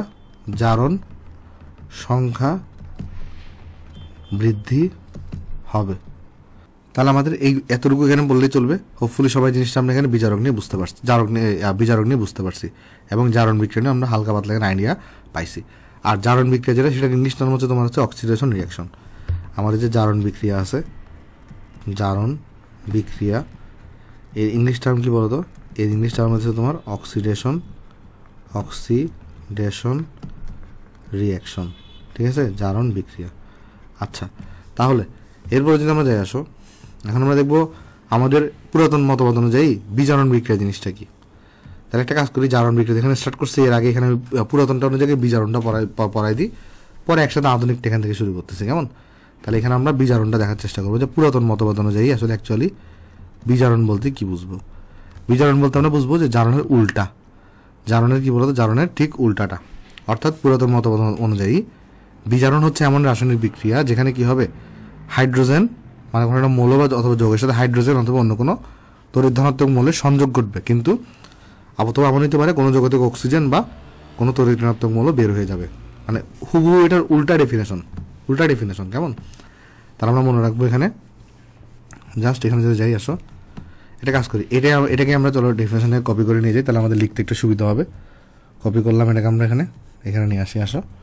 ওকে, তাহলে আমরা লিখবো পুরাতন ধারণা মতে বিজারণ হলো এমন রাসায়নিক বিক্রিয়া, বিজারণ হলো এমন রাসায়নিক বিক্রিয়া যেখানে বিজারণ হলো এমন রাসায়নিক বিক্রিয়া যেখানে কোনো মৌল অথবা যৌগের সাথে কি হবে বলো, এখানে হচ্ছে তোমার হাইড্রোজেন বা অন্য কোনো তড়িৎ ধনাত্মক মৌলের সংযোগ ঘটে, হাইড্রোজেন বা অন্য কোনো তড়িৎ ধনাত্মক মৌলের সংযোগ ঘটে, সংযোগ ঘটে অথবা কোনো যৌগ থেকে অক্সিজেন বা অন্য কোনো তড়িৎ ঋণাত্মক মৌলের অপসারণ হয়, অন্য কোনো তড়িৎ ঋণাত্মক মৌলের অপসারণ ঘটে। দেখো একটা জাস্ট সিঙ্গেল ওয়ার্ড অ্যাড করা লাগছে, বাকিটা কিন্তু ডেফিনেশন হুবহু সেম, কারণ উল্টা ডেফিনেশন। জাস্ট কি বলছে এখানে, পুরাতন ধারণা মতে বিজারণ হলো এমন একটি রাসায়নিক বিক্রিয়া যেখানে কোনো মৌল বা যৌগের সাথে হাইড্রোজেন বা অন্য কোনো তড়িৎ ঋণাত্মক মৌলের সংযোগ ঘটে অথবা কোনো যৌগ থেকে অক্সিজেন বা অন্য কোনো তড়িৎ ঋণাত্মক মৌল অপসারণ ঘটে, সেটাকে আমরা কি বলতে পারি, বিজারণ। তুমি চাইলে এই যে সেম যে উদাহরণগুলো দিচ্ছিলাম আমরা এখানে, সেম উদাহরণগুলো তুমি এখানে দেখা দিতে পারো। কীভাবে, চলো আমি তোমাকে দেখে আসো। ধরো আমরা যেটা করতে পারি এখানে সেটা হইতেছে,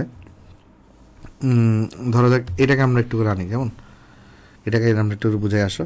তাহলে কপি করলাম, এটাকে আমরা এখানে নিয়ে যাই আসো, এটাকে চলো এখানে নিয়ে আসো। হ্যাঁ, দেখো ধরো এখানে আমি একটা যৌগ দিছি, কেমন? এটা ধরো আমি যৌগ দিছি, তো সেই যৌগের সাথে অক্সিজেন না, সেই যৌগের সাথে আমি কাকে যুক্ত করবো, হাইড্রোজেনকে, তাহলে সেটা হবে তখন বিজারণ বিক্রিয়া। তাহলে যৌগের সাথে যদি আমি কি যুক্ত করি, হাইড্রোজেন যুক্ত করি, তাহলে এই বিক্রিয়াটাকে তখন আমরা বলবো বিজারণ বিক্রিয়া। এবং এর কিছু উদাহরণ আছে।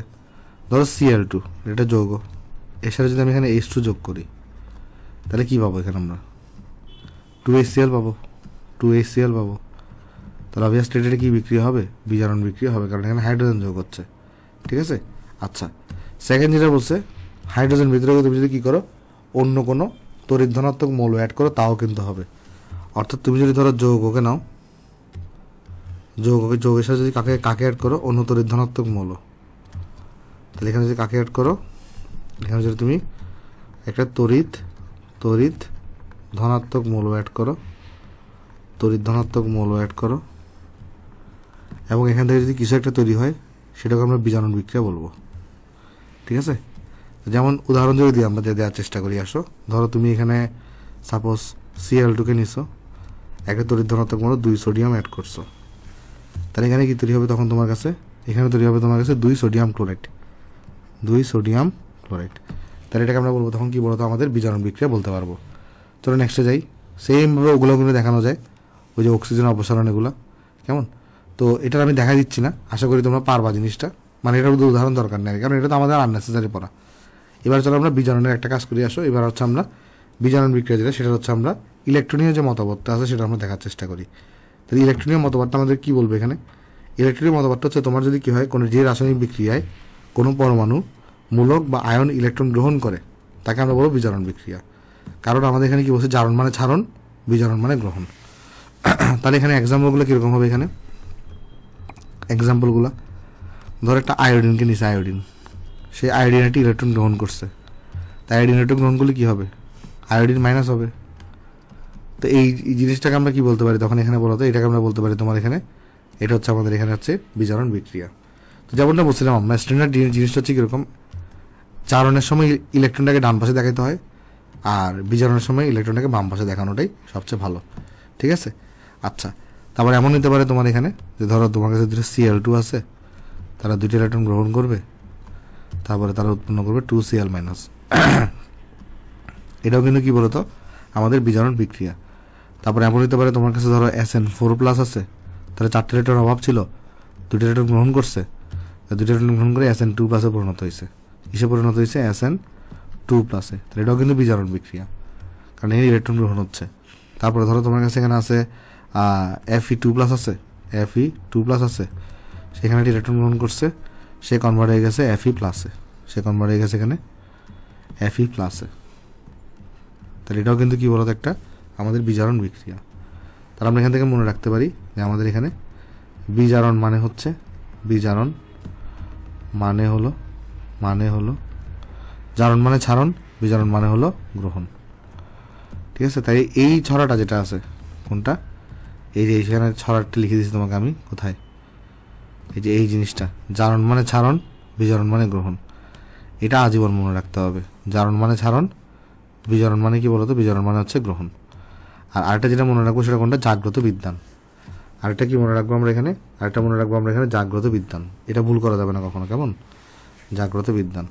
তাহলে একটা জিনিস তুমি লক্ষ্য করে দেখো তো, তো যারা দান বা ত্যাগ করছে তারা তো এখানে আমরা বলছি বিজারক, আর যারা গ্রহণ করে তাদেরকে আমরা কি বলি? গ্রহণ যারা করে তাদেরকে আমরা বলি জারক।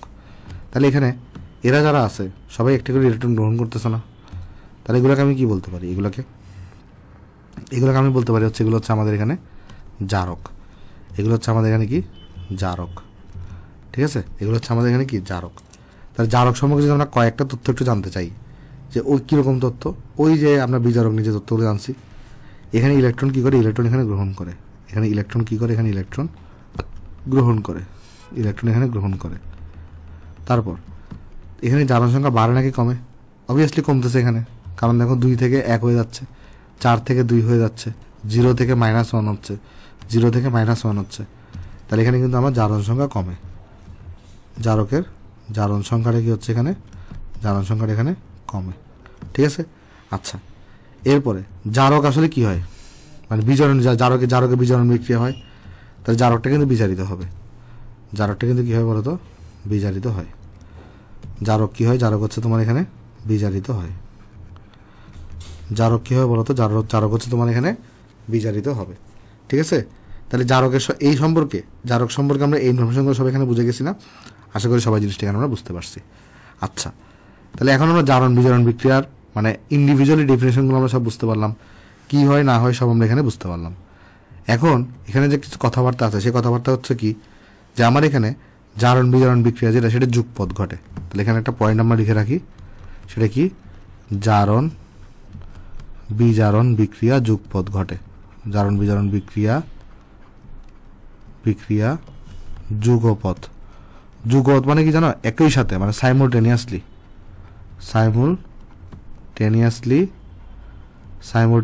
ঘটে। তাহলে জারণ বিজারণ বিক্রিয়া কিভাবে ঘটবে? যুগপৎ ঘটবে, একই সাথে ঘটবে। তার মানে ব্যাপারটা হবে এরকম, ধরো তোমার কাছে একটা মৌল 1 আছে, এটা মৌল 1 আছে, এটা তো এই মৌল 1টা কি করবে? এই মৌল 1টা হচ্ছে একটা ইলেকট্রন ত্যাগ করবে। সে কি করবে? এখানে ইলেকট্রন ত্যাগ করে দিবে। ইলেকট্রন ত্যাগ করে দিয়ে সে মৌল 1 প্লাসে পরিণত হবে, মৌল 1 সে প্লাসে পরিণত হবে, মৌল 1 প্লাস, কারণ সে ইলেকট্রন ছেড়ে দিচ্ছে। সে ইলেকট্রন ছেড়ে দিয়ে এখানে তাহলে মৌল 1 প্লাসে পরিণত হবে, আর সে এখানে ইলেকট্রন ছেড়ে দিচ্ছে। তখন মৌল 2টা কি করবে? মৌল 2 সে যে ইলেকট্রনটা ছেড়ে দিছে সেটাকে সে গ্রহণ করবে। মৌল 2 তখন কি করে? এখানে মৌল 2 যেটা করে, সে যে ইলেকট্রনকে ছেড়ে দিচ্ছে সেই ইলেকট্রনটাকে সেখানে গ্রহণ করে, এবং গ্রহণ করে সেখানে মৌল 2 মাইনাসে পরিণত হয়, সেখানে মৌল 2 মাইনাসে পরিণত হবে। অর্থাৎ আমরা দেখতেছি এখানে আমাদের জারণ বিক্রিয়ায় এটা আমাদের কি ছিল? বড়দের একটু যদি আমরা মনে করাই দিই, এটা ছিল হচ্ছে আমাদের এখানে একটা, এখানে কি করতেছে? সেই ইলেকট্রন ত্যাগ করতেছে না, দান করতেছে না। যে দান করে সে কি হয়? সে হয় বিজারক, আর এই হয় জারক। আর এই বিক্রিয়াটা যেটা আছে এটাকে আমরা বলছি জারণ বিক্রিয়া। জারণ বিক্রিয়া আমরা বিজারক পাবো, আর এখানে যেটা আছে সেটা হচ্ছে আমাদের এখানে বিজারণ বিক্রিয়া, কারণ এখানে ইলেকট্রন গ্রহণ চলতেছে। দেখো একটা জিনিস দেখো, এইখানে ইলেকট্রন দান চলতেছে, ইলেকট্রন ছেড়ে দিচ্ছে, এটা তাই এটাকে জারণ বিক্রিয়া। এখানে ইলেকট্রন গ্রহণ চলতেছে, তাই এটা হচ্ছে বিজারণ বিক্রিয়া।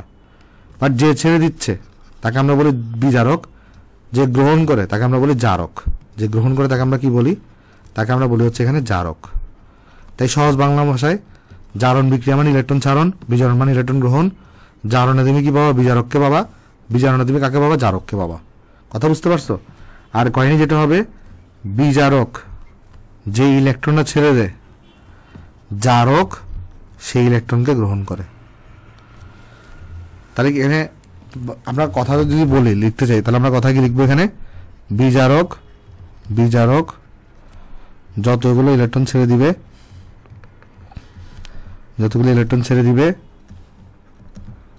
জারক ঠিক জারক ঠিক সেই ইলেকট্রনগুলোই গ্রহণ করবে, সেই ইলেকট্রনগুলোই গ্রহণ করবে। ঠিক আছে? আশা করি সবাই জিনিসটা এখানে বুঝতে পারছি। তাহলে বিজারক যদি না ছাড়ে তাহলে জারক গ্রহণ করতে পারবে না। আবার জারক যদি গ্রহণ না করে তাহলে বিজারক ছাড়বে না। তার মানে এখানে কিন্তু দুইটা একে অপরের সহযোগিতা নিয়েই হচ্ছে। দুইটা একে অপরে কিন্তু কি হচ্ছে বলো? এখানে সহযোগিতা নিয়েই হচ্ছে। এই জন্য আমরা এখানে বলতে পারি, অ্যাট ফার্স্ট দেখো, বিজারক তো নিজে জারিত হচ্ছে। বিজারক কি হচ্ছে বলতো? নিজে জারিত হচ্ছে। বাট এই জারককে কি করতেছে? বিজারিত করতেছে। কারণ একটা জিনিস দেখো, যার বিজারক যেটা, এই কথাটা ভালো করে লক্ষ্য করো, বিজারক নিজে জারিত হচ্ছে, আবার জারকটা নিজে বিজারিত হচ্ছে। বাট এই যে জারকটা বিজারিত হচ্ছে কার মাধ্যমে? বিজারকের মাধ্যমে না। তাহলে আমি বলতে পারি বিজারক যেটা আছে নিজে জারিত হয়, কিন্তু জারককে সে বিজারিত করে। আগে পয়েন্টটা লিখে দিই এমসিকিউর জন্য, তারপরে তুমি এটা বুঝাই দিচ্ছি, টেনশন নিও না, কোনো টেনশন নেওয়ার দরকার নেই। বিজারক আমরা বলবো এখানে, এগুলো নিয়ে না পেঁচায় অনেক, বুঝছো? তুমি যদি কনসেপ্ট ক্লিয়ার না রাখো, মুখস্থ করলে তুমি ভুল করবা। কনসেপ্ট তোমাকে বুঝতে হবে। বিজারক নিজে জারিত হয়, নিজে জারিত হয়, কিন্তু সে জারককে বিজারিত করে, জারককে বিজারিত করে। চলো এই পয়েন্টটাকে তোমাকে বুঝাই দিই। খেয়াল করো তো, বিজারকে জারণ করতেছে, তাহলে বিজারক তো নিজে জারিত হচ্ছে, এটা তো আমরা শিওর। বাট জারকে কি হচ্ছে? জারকে কিন্তু বিজারণ বিক্রিয়া, তার মানে জারক কিন্তু বিজারিত হচ্ছে। বাট এই যে জারকটা যে বিজারিত হচ্ছিল, এটা কার মাধ্যমে হচ্ছে? এই বিজারকের থেকে আসে ইলেকট্রনের মাধ্যমে না। তাইলে বিজারক নিজে কিন্তু জারিত হচ্ছে, বাট সে জারককে কি করতেছে? বিজারিত করতেছে, জারকে বিজারণ ঘটাতে সাহায্য করতেছে। তার মানে জারককে বিজারিত করতেছে। কথা বুঝতে পারছো? দেখো, বিজারকে কিন্তু জারণ করতেছে, তাহলে বিজারক নিজে জারিত হচ্ছে, বাট বিজারকটা কি করতেছে? এই জারিত হওয়ার পর ইলেকট্রনটাকে একে সাপ্লাই করতেছে না, জারককে সাপ্লাই করে, এটা বিজারণ ঘটাচ্ছে না। তাহলে জারককে কিন্তু সে বিজারিত করতেছে। তাই আমরা বলতে পারি বিজারক নিজে জারিত হয়, কিন্তু জারককে সে বিজারিত করে। তাহলে এখানে আমরা উল্টাভাবে বলতে পারি, জারক নিজে বিজারিত হয় কিন্তু বিজারককে জারিত করে। উল্টাভাবে এটা বলা যায়। তাহলে উল্টাভাবে বলতে পারি, জারক নিজে বিজারিত হয়, কারণ জারকে যা বিজারণ করতেছে, বিজারিত হয়। জারক নিজে কি হয়? বিজারিত হয়, বিজারিত হয়, কিন্তু বিজারককে জারিত করে। ভাই আরেকবার রিপিট করে দেখো, বিজারক এর জারণ করতেছে, তাহলে বিজারক কিন্তু জারিত হচ্ছে, বাট সে জারককে কি করতেছে? বিজারিত করতেছে। আবার জারক তার হচ্ছে যে সে বিজারিত হচ্ছে, কিন্তু সে বিজারককে কি করবে? জারিত করবে। ঠিক আছে? এইভাবে করে কিন্তু আসলে সবাই এখানে আমরা বুঝতে পারছি জিনিসটা। আশা করি জিনিসটা এখানে সবাই আমরা বুঝতে পারছি। তাহলে এই ঘটনাটা এখানে ঘটতেছে এখানে। তাহলে এখন আমরা এখানে যেটা বললাম যে আমাদের জারণ বিজারণ বিক্রিয়াটা কি হবে? সাইমালটেনিয়াসলি আসলে ঘটতে থাকবে। ঠিক আছে? আচ্ছা, তাহলে চলো এরপর আমরা যাই। এখানে আসলে আমরা তো বিজারণ বিক্রিয়াতে পড়লাম। বিজারণ বিক্রিয়া ইংলিশ টার্মটা কীভাবে বলো? এই যে বিজারণ বিক্রিয়া, এর ইংলিশ টার্ম হবে রিডাকশন রিয়াকশন। বিজারণ বিক্রিয়া, এটার ইংলিশ টার্ম হচ্ছে তোমার রিডাকশন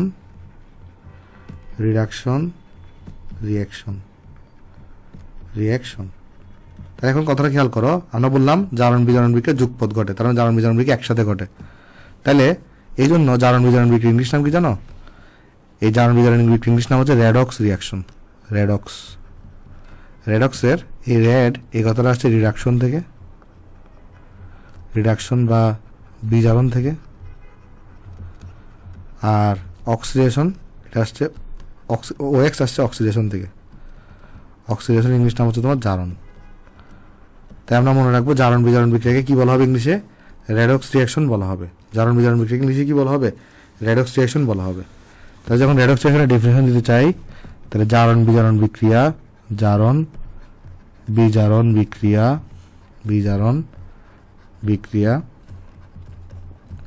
হয়তো তোমার কাছে একটু কঠিন লাগতে পারে, বাট এগুলো কিন্তু জিনিসটা তুমি যদি বুঝে যাও না, মুখস্থ করা লাগে না, আসলে সোজা হয়ে যায়। জারণ বিজারণ বিক্রিয়া ডেফিনেশনটা কি হবে? আমরা বলবো যে বিক্রিয়ায় বিক্রিয়ক সমূহের মধ্যে ইলেকট্রনের আদান প্রদান বা ত্যাগ বা গ্রহণ ঘটে, যে বিক্রিয়ায় আমার এখানে বিক্রিয়ক সমূহের মধ্যে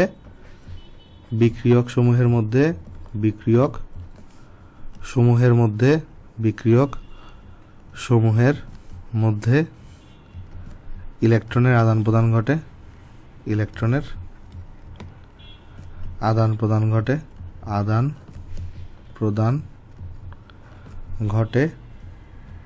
তাকে জারণ বিজারণ বিক্রিয়া বলে।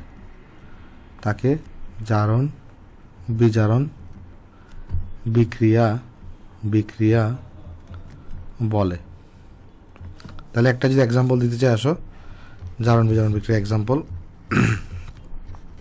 দেখো। ধরো তুমি এখানে জিঙ্ককে নিছো, তারপরে ধরো কপার সালফেটকে নিছো। কপার সালফেট না দেখে আমি কপার 2+ দেখাতে শুধু, তাহলে তখন যেটা করে জিঙ্কটা সেই সালফেটটাকে নিয়ে জিঙ্ক সালফেটে কনভার্ট হয়, অর্থাৎ জিঙ্ক 2+ কনভার্ট হয়, আর কপারটা মুক্ত হয়ে শুধু কপারে কনভার্ট হয়। আরেকবার বোঝাই বলি, দেখো ধর এখানে কপার সালফেটকে নিছো, কপার সালফেটকে না দেখাই শুধু কপার 2+ দেখালাম, আর এখানে জিঙ্ক আছে। তো জিঙ্ক যেটা করে তোমার এখানে সে এই সালফেটটাকে নিয়ে জিঙ্ক সালফেটে কনভার্ট হবে। জিঙ্ক সালফেটকে আমরা জিঙ্ক 2+ আকারে দেখাতে পারি, আর এখানে কপারটা ওই সেই সালফেটকে ছেড়ে দিয়ে সে মুক্ত হয়ে যাবে কপার আকারে। তাহলে একটা জিনিস তুমি লক্ষ্য করে দেখো, এখানে কি ঘটতেছে? এখানে দুইটা ঘটনা ঘটতেছে। কি ঘটনা দেখো, এখানে জিঙ্ক যেটা সেটা 2টা ইলেকট্রন ছেড়ে দিচ্ছে, এবং ছেড়ে দিয়ে জিঙ্ক 2+ এখন পরিণত হয়েছে, তাই না? তাহলে এখানে কিন্তু সে কী করছে? 2টা ইলেকট্রনকে ছেড়ে দিচ্ছে। অন্যদিকে কপার 2+ কী করছে? কপার 2+ মানে কি? তার 2টা ইলেকট্রন অভাব আছে, সে ওই ছেড়ে দেওয়া 2টা ইলেকট্রনকে গ্রহণ করে সে কপারে কনভার্ট হয়েছে। সে ওই 2টা ছেড়ে দেওয়া ইলেকট্রনকে গ্রহণ করে কপারে কনভার্ট হয়েছে। ঠিক আছে? তাহলে যেহেতু এই ইলেকট্রনটাকে দান করে দিচ্ছে বা ছেড়ে দিচ্ছে, তাহলে কি জারক হবে না বিজারক হবে? তাহলে জাগ্রত বিজ্ঞান আমরা সবাই জানি, তাহলে দান করতেছে, তাহলে এটা হবে বিজারক। এটা হবে কি? এটা হবে বিজারক। আর এটা কি হবে? এটা হবে জারক, কারণ এ গ্রহণ করতেছে। এটা হবে জারক। ঠিক আছে? হোপফুলি সবাই জিনিসটা এখানে আমরা বুঝতে পারছি। এখন আমাকে একটু করে বলো, এই যে বিজারকটা, সে কি জারিত হয় নাকি বিজারিত হয়? বিজারক কিন্তু সবসময় কী হয় বলো তো? জারিত হয়, কারণ বিজারকে জারণ বিক্রিয়া ঘটে। তাহলে বিজারক কিন্তু এখানে কী হয়েছে? জারিত হয়ে জিঙ্ক 2+ কনভার্ট হয়েছে। আর জারক কিন্তু সবসময় কী হয়? বিজারিত হয়। ঠিক আছে? এই পয়েন্টগুলো আমরা একটু এখানে মনে রাখতে পারি। তাহলে এই যে বিক্রিয়াটা দেখতেছো, যে তোমার এখানে এই যে বিক্রিয়াটা যেটা হচ্ছে, এটাকে আমরা জারণ বিজারণ বিক্রিয়া বলতে পারি, কারণ এখানে একই সাথে দেখো একজন কী করতেছে? এখানে ইলেকট্রন ত্যাগ করে দিচ্ছে। দেখো একজন ইলেকট্রন ত্যাগ করে দিচ্ছে, একজন ইলেকট্রন গ্রহণ করতেছে। বিক্রিয়কগুলোর মধ্যে ইলেকট্রন আদান প্রদান করতেছে। তাই এটাকে আমরা বলতে পারি আমরা এখানে জারণ বিজারণ বিক্রিয়াটাকে আমরা বলতে পারি। কেমন? হোপফুলি সবাই এই জিনিসটা আমরা এখানে বুঝতে পারছি। এরপর আমরা চলে যাচ্ছি আমাদের নেক্সট আলোচনায়। আমরা এখানে এগুলোতে পড়লাম জারণ বিজারণ নিয়ে হালকা পাতলা জিনিসপত্র। তাহলে এখন আমরা এরপরে যাবো হচ্ছে জারণ সংখ্যা নিয়ে আলোচনা করবো। তো এখানে দেখবো আমরা কয়েকটি উল্লেখযোগ্য জারক পড়াতে জারণ সংখ্যার পরিবর্তন। তার আগে আমরা জারণ সংখ্যার জিনিসটা কি সেটা তোমাকে একটু আমি ডিসকাস করতে যাচ্ছি। জারণ সংখ্যা হয়তো তোমরা অনেকে 9 10-এ পড়ে আসছো, বা হয়তো অনেকেই পড়ো নাই। আমি তোমাকে জিনিসটা চলো বুঝাই বলি। জারণ সংখ্যার যোজ্যতা দুটার মধ্যে কিন্তু ভালোই ডিফারেন্স আছে। কেমন? জারণ সংখ্যা এবং যোজ্যতা দুটার মধ্যে কিন্তু ভালোই ডিফারেন্স আছে। আচ্ছা, জারণ সংখ্যা জিনিসটা কি? একটা যৌগ গঠনের সময় কোনো একটা মৌল যত সংখ্যক ইলেকট্রন গ্রহণ করে ঋণাত্মক আয়ন তৈরি করে, অথবা যত সংখ্যক ইলেকট্রন ত্যাগ করে ধনাত্মক আয়ন তৈরি করে, সেই সংখ্যাকে ওই যৌগে ওই মৌলের জারণ সংখ্যা বলে। আমি আগে লিখে দিই, ডেফিনেশনটা পরে বুঝাই দিচ্ছি। তাহলে মনে রাখবো এখানে আমরা যৌগ গঠনের সময়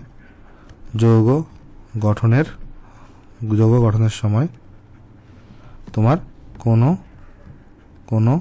মৌল যত সংখ্যক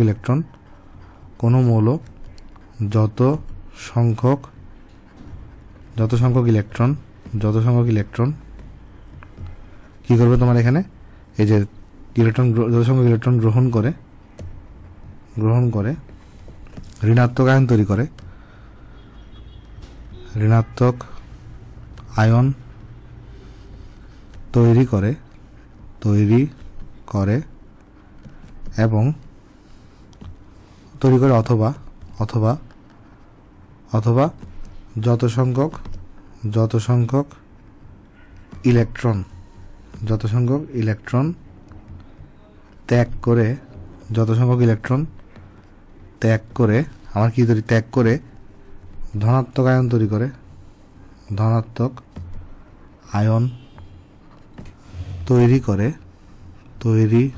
করে সেই সংখ্যাকে ওই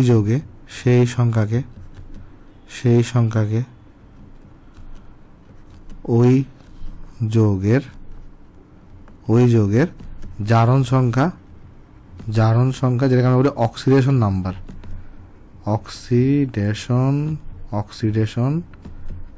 এটাকে বলি অক্সিডেশন নাম্বার বলে। এখন কথা হচ্ছে ভাই তাহলে এটা বলতে কি বোঝাচ্ছে, ধরো তোমার কাছে একটা সোডিয়াম ক্লোরাইড এই যৌগটা তৈরি করতে হবে, সোডিয়াম ক্লোরাইড।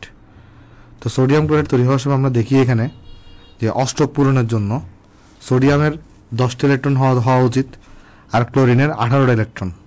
তাহলে আমরা দেখছিলাম সোডিয়াম ক্লোরাইড যখন এখানে হয় তখন মেইনলি একটা যৌগের টার্গেটটা কি থাকে, একটা যৌগ আমরা কেন তৈরি হয়, যেমন জিনিসটা স্টেবল হইতে পারে। আর স্টেবল কখন হবে, যদি অষ্টক ফিল আপ হয় বা দ্বিতক ফিল আপ হয়। তো অষ্টক পূরণের জন্য আমার কি করতে হইতো, ওই সোডিয়ামের মধ্যে 10টা ইলেকট্রন থাকতে হবে, 10টি ইলেকট্রন। আর এই অষ্টক পূরণের জন্য ক্লোরিনের মধ্যে কয়টা ইলেকট্রন থাকতে হবে, 18টা।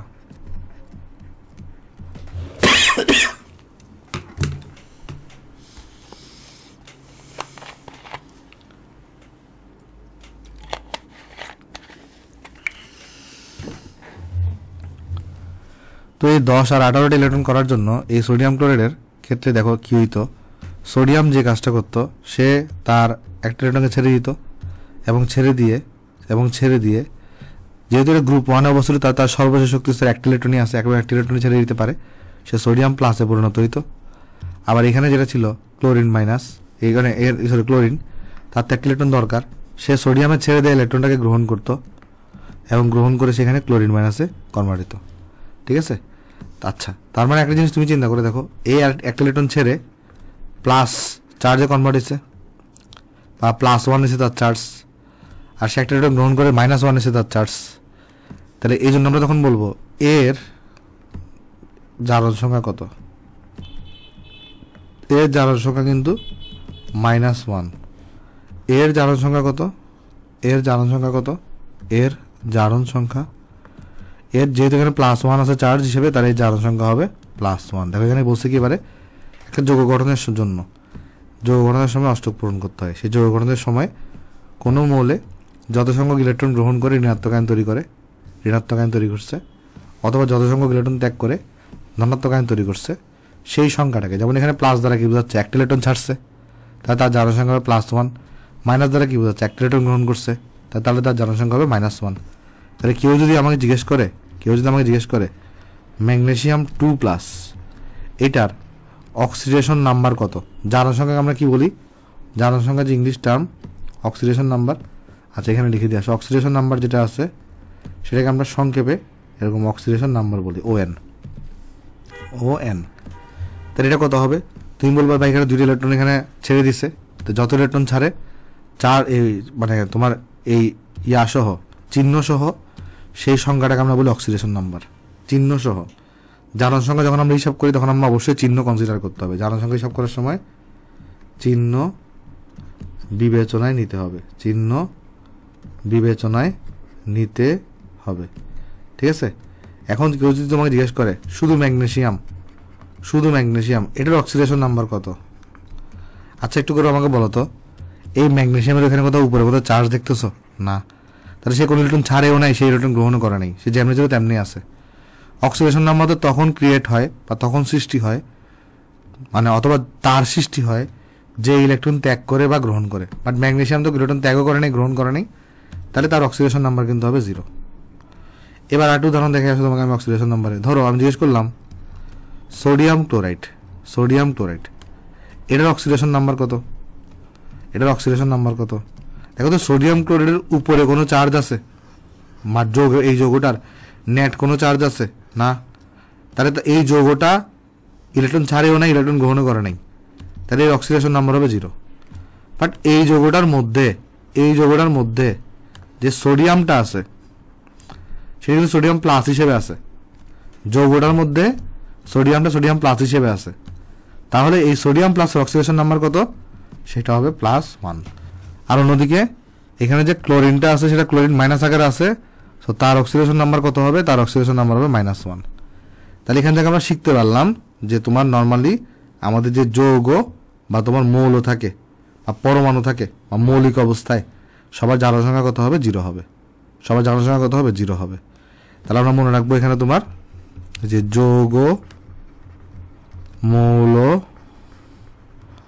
বা মৌলিক অবস্থায় আমাদের জারণ সংখ্যা কত হবে?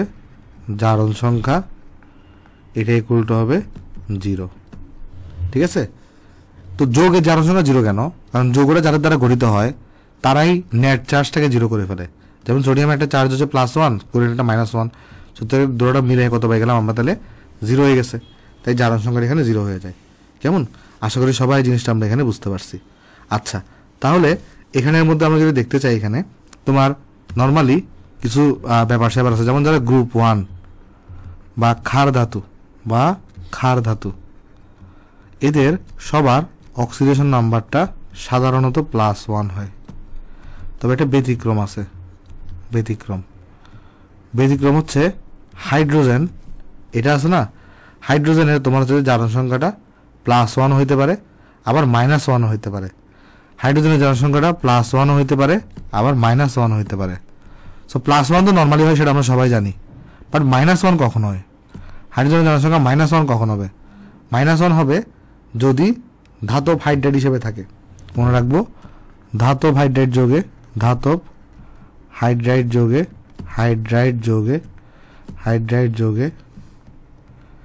হাইড্রোজেনের জারণ সংখ্যা ইকুয়াল টু -1। জারণ সংখ্যা ইকুয়াল টু -1। এর মানে হচ্ছে যে ধাতব হাইড্রাইড যৌগ কোনগুলা? সোডিয়াম হাইড্রাইড, লিথিয়াম হাইড্রাইড, তারপর তোমার হচ্ছে যে ম্যাগনেসিয়াম হাইড্রাইড। এই যৌগগুলোতে আমাদের ধাতব হাইড্রাইড যৌগগুলোতে কী হবে? হাইড্রোজেনের জারণ সংখ্যা -1 হবে। বাট বাকি সবসময় হাইড্রোজেনের জারণ সংখ্যা কত? +1। যেমন তুমি যদি অ্যামোনিয়া নাও, এখানে হাইড্রোজেনের জারণ সংখ্যা কত? +1 করে। তারপর তুমি CH4 নাও, এখানে হাইড্রোজেনের জারণ সংখ্যা কত? +1 করে। আর একমাত্র ধাতব হাইড্রাইড যৌগে কী হয় বলো? এখানে হাইড্রোজেনের জারণ সংখ্যা +1 হয়। আচ্ছা, এখন তুমি প্রশ্ন করতেই পারো যে ক্ষার ধাতুগুলোর অক্সিডেশন নাম্বার 1 কেন, 2 না কেন? কারণ ক্ষার ধাতুগুলোর সর্ববহিষ্ঠ শক্তি স্তরে 1 ইলেকট্রন থাকে, তাই তারা 1 ইলেকট্রনই ছাড়তে পারে, এই জন্য তারা +1 হয়। আর যদি ছাড়ে তাই প্লাস হয়। আর অন্যদিকে তোমার যে গ্রুপ টু অর্থাৎ মৃৎক্ষার ধাতু, অর্থাৎ কোন ধাতু? মৃৎক্ষার ধাতু, তাদের কিন্তু তোমার এখানে আমাদের যে অক্সিডেশন নাম্বার এটা নর্মালি হয়ে থাকে আমাদের +2 হয়ে থাকে। ঠিক আছে? ম্যাগনেসিয়াম হাইড্রোক্সাইড দেখবা, ম্যাগনেসিয়াম দেখবা, তারপরে তুমি হচ্ছে যে ভাই দেখবা, ক্যালসিয়াম দেখবা, এরা সবসময় কত হয়ে থাকে? এখানে এরা সবসময় কিন্তু +2 হয়ে থাকে। ঠিক আছে? আশা করি সবাই আমরা এতটুকু এখানে বুঝতে পারছি, আমাদের কারো এখানে কোনো কনফিউশন নেই। আচ্ছা, তারপরে তুমি যদি ধরো আমরা যদি নেক্সটে যাই, আসো আমরা যদি নেক্সটে যাই, নেক্সটে যে ব্যাপারটা আছে সেটা হচ্ছে আমাদের অক্সিজেনকে নিয়ে। অক্সিজেন আবার 3টা হইতে পারে। নর্মাল অক্সাইড, মানে তোমার অক্সিজেনের মধ্যে অক্সিজেন যে ঘটনা সেখানে আবার 3 ধরনের হইতে পারে অক্সিজেনের জারণ সংখ্যা। অক্সিজেনের মধ্যে একটাকে আমরা বলে থাকি কি বলতো? সাধারণ অক্সাইড। তো সাধারণ অক্সাইডে আমাদের অক্সিজেনের জারণ সংখ্যা কত হবে? এটা হবে -2। আরেকটা হতে পারে কোনটা বলতো? আরেকটা হতে পারে তোমার পার অক্সাইডে আমাদের এখানে অক্সিডেশন নাম্বার হয়ে থাকে -1। পার অক্সাইড অক্সিডেশন নাম্বার কত? -1। আরেকটা হতে পারে তোমার হচ্ছে সুপার অক্সাইড। তো সেই সুপার অক্সাইডে অক্সিডেশন নাম্বার কত হয়ে থাকে? এখানে এটা হয়ে থাকে -1/2 হয়ে থাকে। এগুলো এটা আমরা শেখার চেষ্টা করব বা জানার চেষ্টা করব, ঠিক আছে? আচ্ছা, তাহলে এই জিনিসগুলো আমরা একটু মনে রাখবো, তাহলে কিন্তু আমাদের এখানে হবে। আর এরপরে আমাদের এখানে যারা তোমার গ্রুপ নাম্বার 16তে আছে, 16তে এদের অক্সিডেশন নাম্বার সাধারণত -2 হয়। সাধারণত কত হবে? -2 হবে। আর গ্রুপ নাম্বার 17তে যারা আছে, 17তে ফ্লোরিন, এটার অক্সিডেশন নাম্বার আজীবন -1 হবে, আজীবন। ফ্লোরিনের অন্য কোনো অক্সিডেশন নাম্বার হইতে পারে না, বাট ফ্লোরিন বাদে অন্যরা, বাকিরা বলতে কাদের বোঝাচ্ছি? ক্লোরিন, ব্রোমিন, আয়োডিন, অ্যাসিটাইন, এদের অক্সিডেশন নাম্বারটা -1 বাদে অন্য কিছু হইতে পারে। মানে নর্মালি -1 হয়, মানে নর্মালি যে হ্যালোজেনগুলোতে নর্মালি কত হয়? হ্যালোজেনগুলোতে নর্মালি -1 হয়, বাট এরা -1 ছাড়াও -1, +1, +3, +5, +7 এরকম হইতে পারে। মানে আমি তোমাকে বুঝাই বলি, তোমরা ধরো এখানে ফ্লোরিন নিছো না, ফ্লোরিন সাধারণত অক্সিডেশন নাম্বার কত হয়? অক্সিডেশন নাম্বার -1 হবে, ঠিক আছে? -1 হবে। তুমি যেখানে ক্লোরিনকে নাও, তারও অক্সিডেশন নাম্বার নর্মালি -1 হয়, বাট ক্লোরিনগুলার অন্যগুলোও হইতে পারে, বাট ফ্লোরিনের অন্য কিছু হবে না কখনো। কেন হবে না? এটা তোমরা মৌলের পর্যালোচনা পড়বা, কেমন? এখানে যেটা হয়, ডি অরবিটালের একটা ব্যাপার স্যাপার আছে, অন্যদের ডি অরবিটালের অস্তিত্ব থাকতে পারলেও ফ্লোরিনের থাকতে পারে না, তাই ফ্লোরিন এই ধরনের একটা ব্যতিক্রমধর্মিতা প্রদর্শন করে আসলে। ওকে, সো আমি আশা করতেছি তোমরা জিনিসটা সবাই এখানে আমরা বুঝতে পারছি। আচ্ছা, তো এরপরে আমাদের আসলে লেকচারটা আজকে হয়তো অনেক বড় হয়ে গেছে, কত বেশ পড়াইছে আমি দেখি, তাহলে আইডিয়া পেয়ে যাবো। হ্যাঁ, আজকে লেকচার বেশ বড় হয়েছে। আমরা নেক্সট লেকচারে যেটা করবো, এগুলো একটু শিখে রাখো তোমরা, এখানে সব শিখে রাখো। আমরা নেক্সট লেকচারে যেটা করবো, আমাদের কয়েকটা উল্লেখযোগ্য জারক পদার্থে জারণ সংখ্যার পরিবর্তন হয়ে কী হয়, যেটা ইম্পর্টেন্ট জিনিস, সেটা আমরা নেক্সট লেকচারে শুরু করতে যাচ্ছি, কেমন? তাহলে সবাই ভালো থাকবেন। আসসালামু আলাইকুম।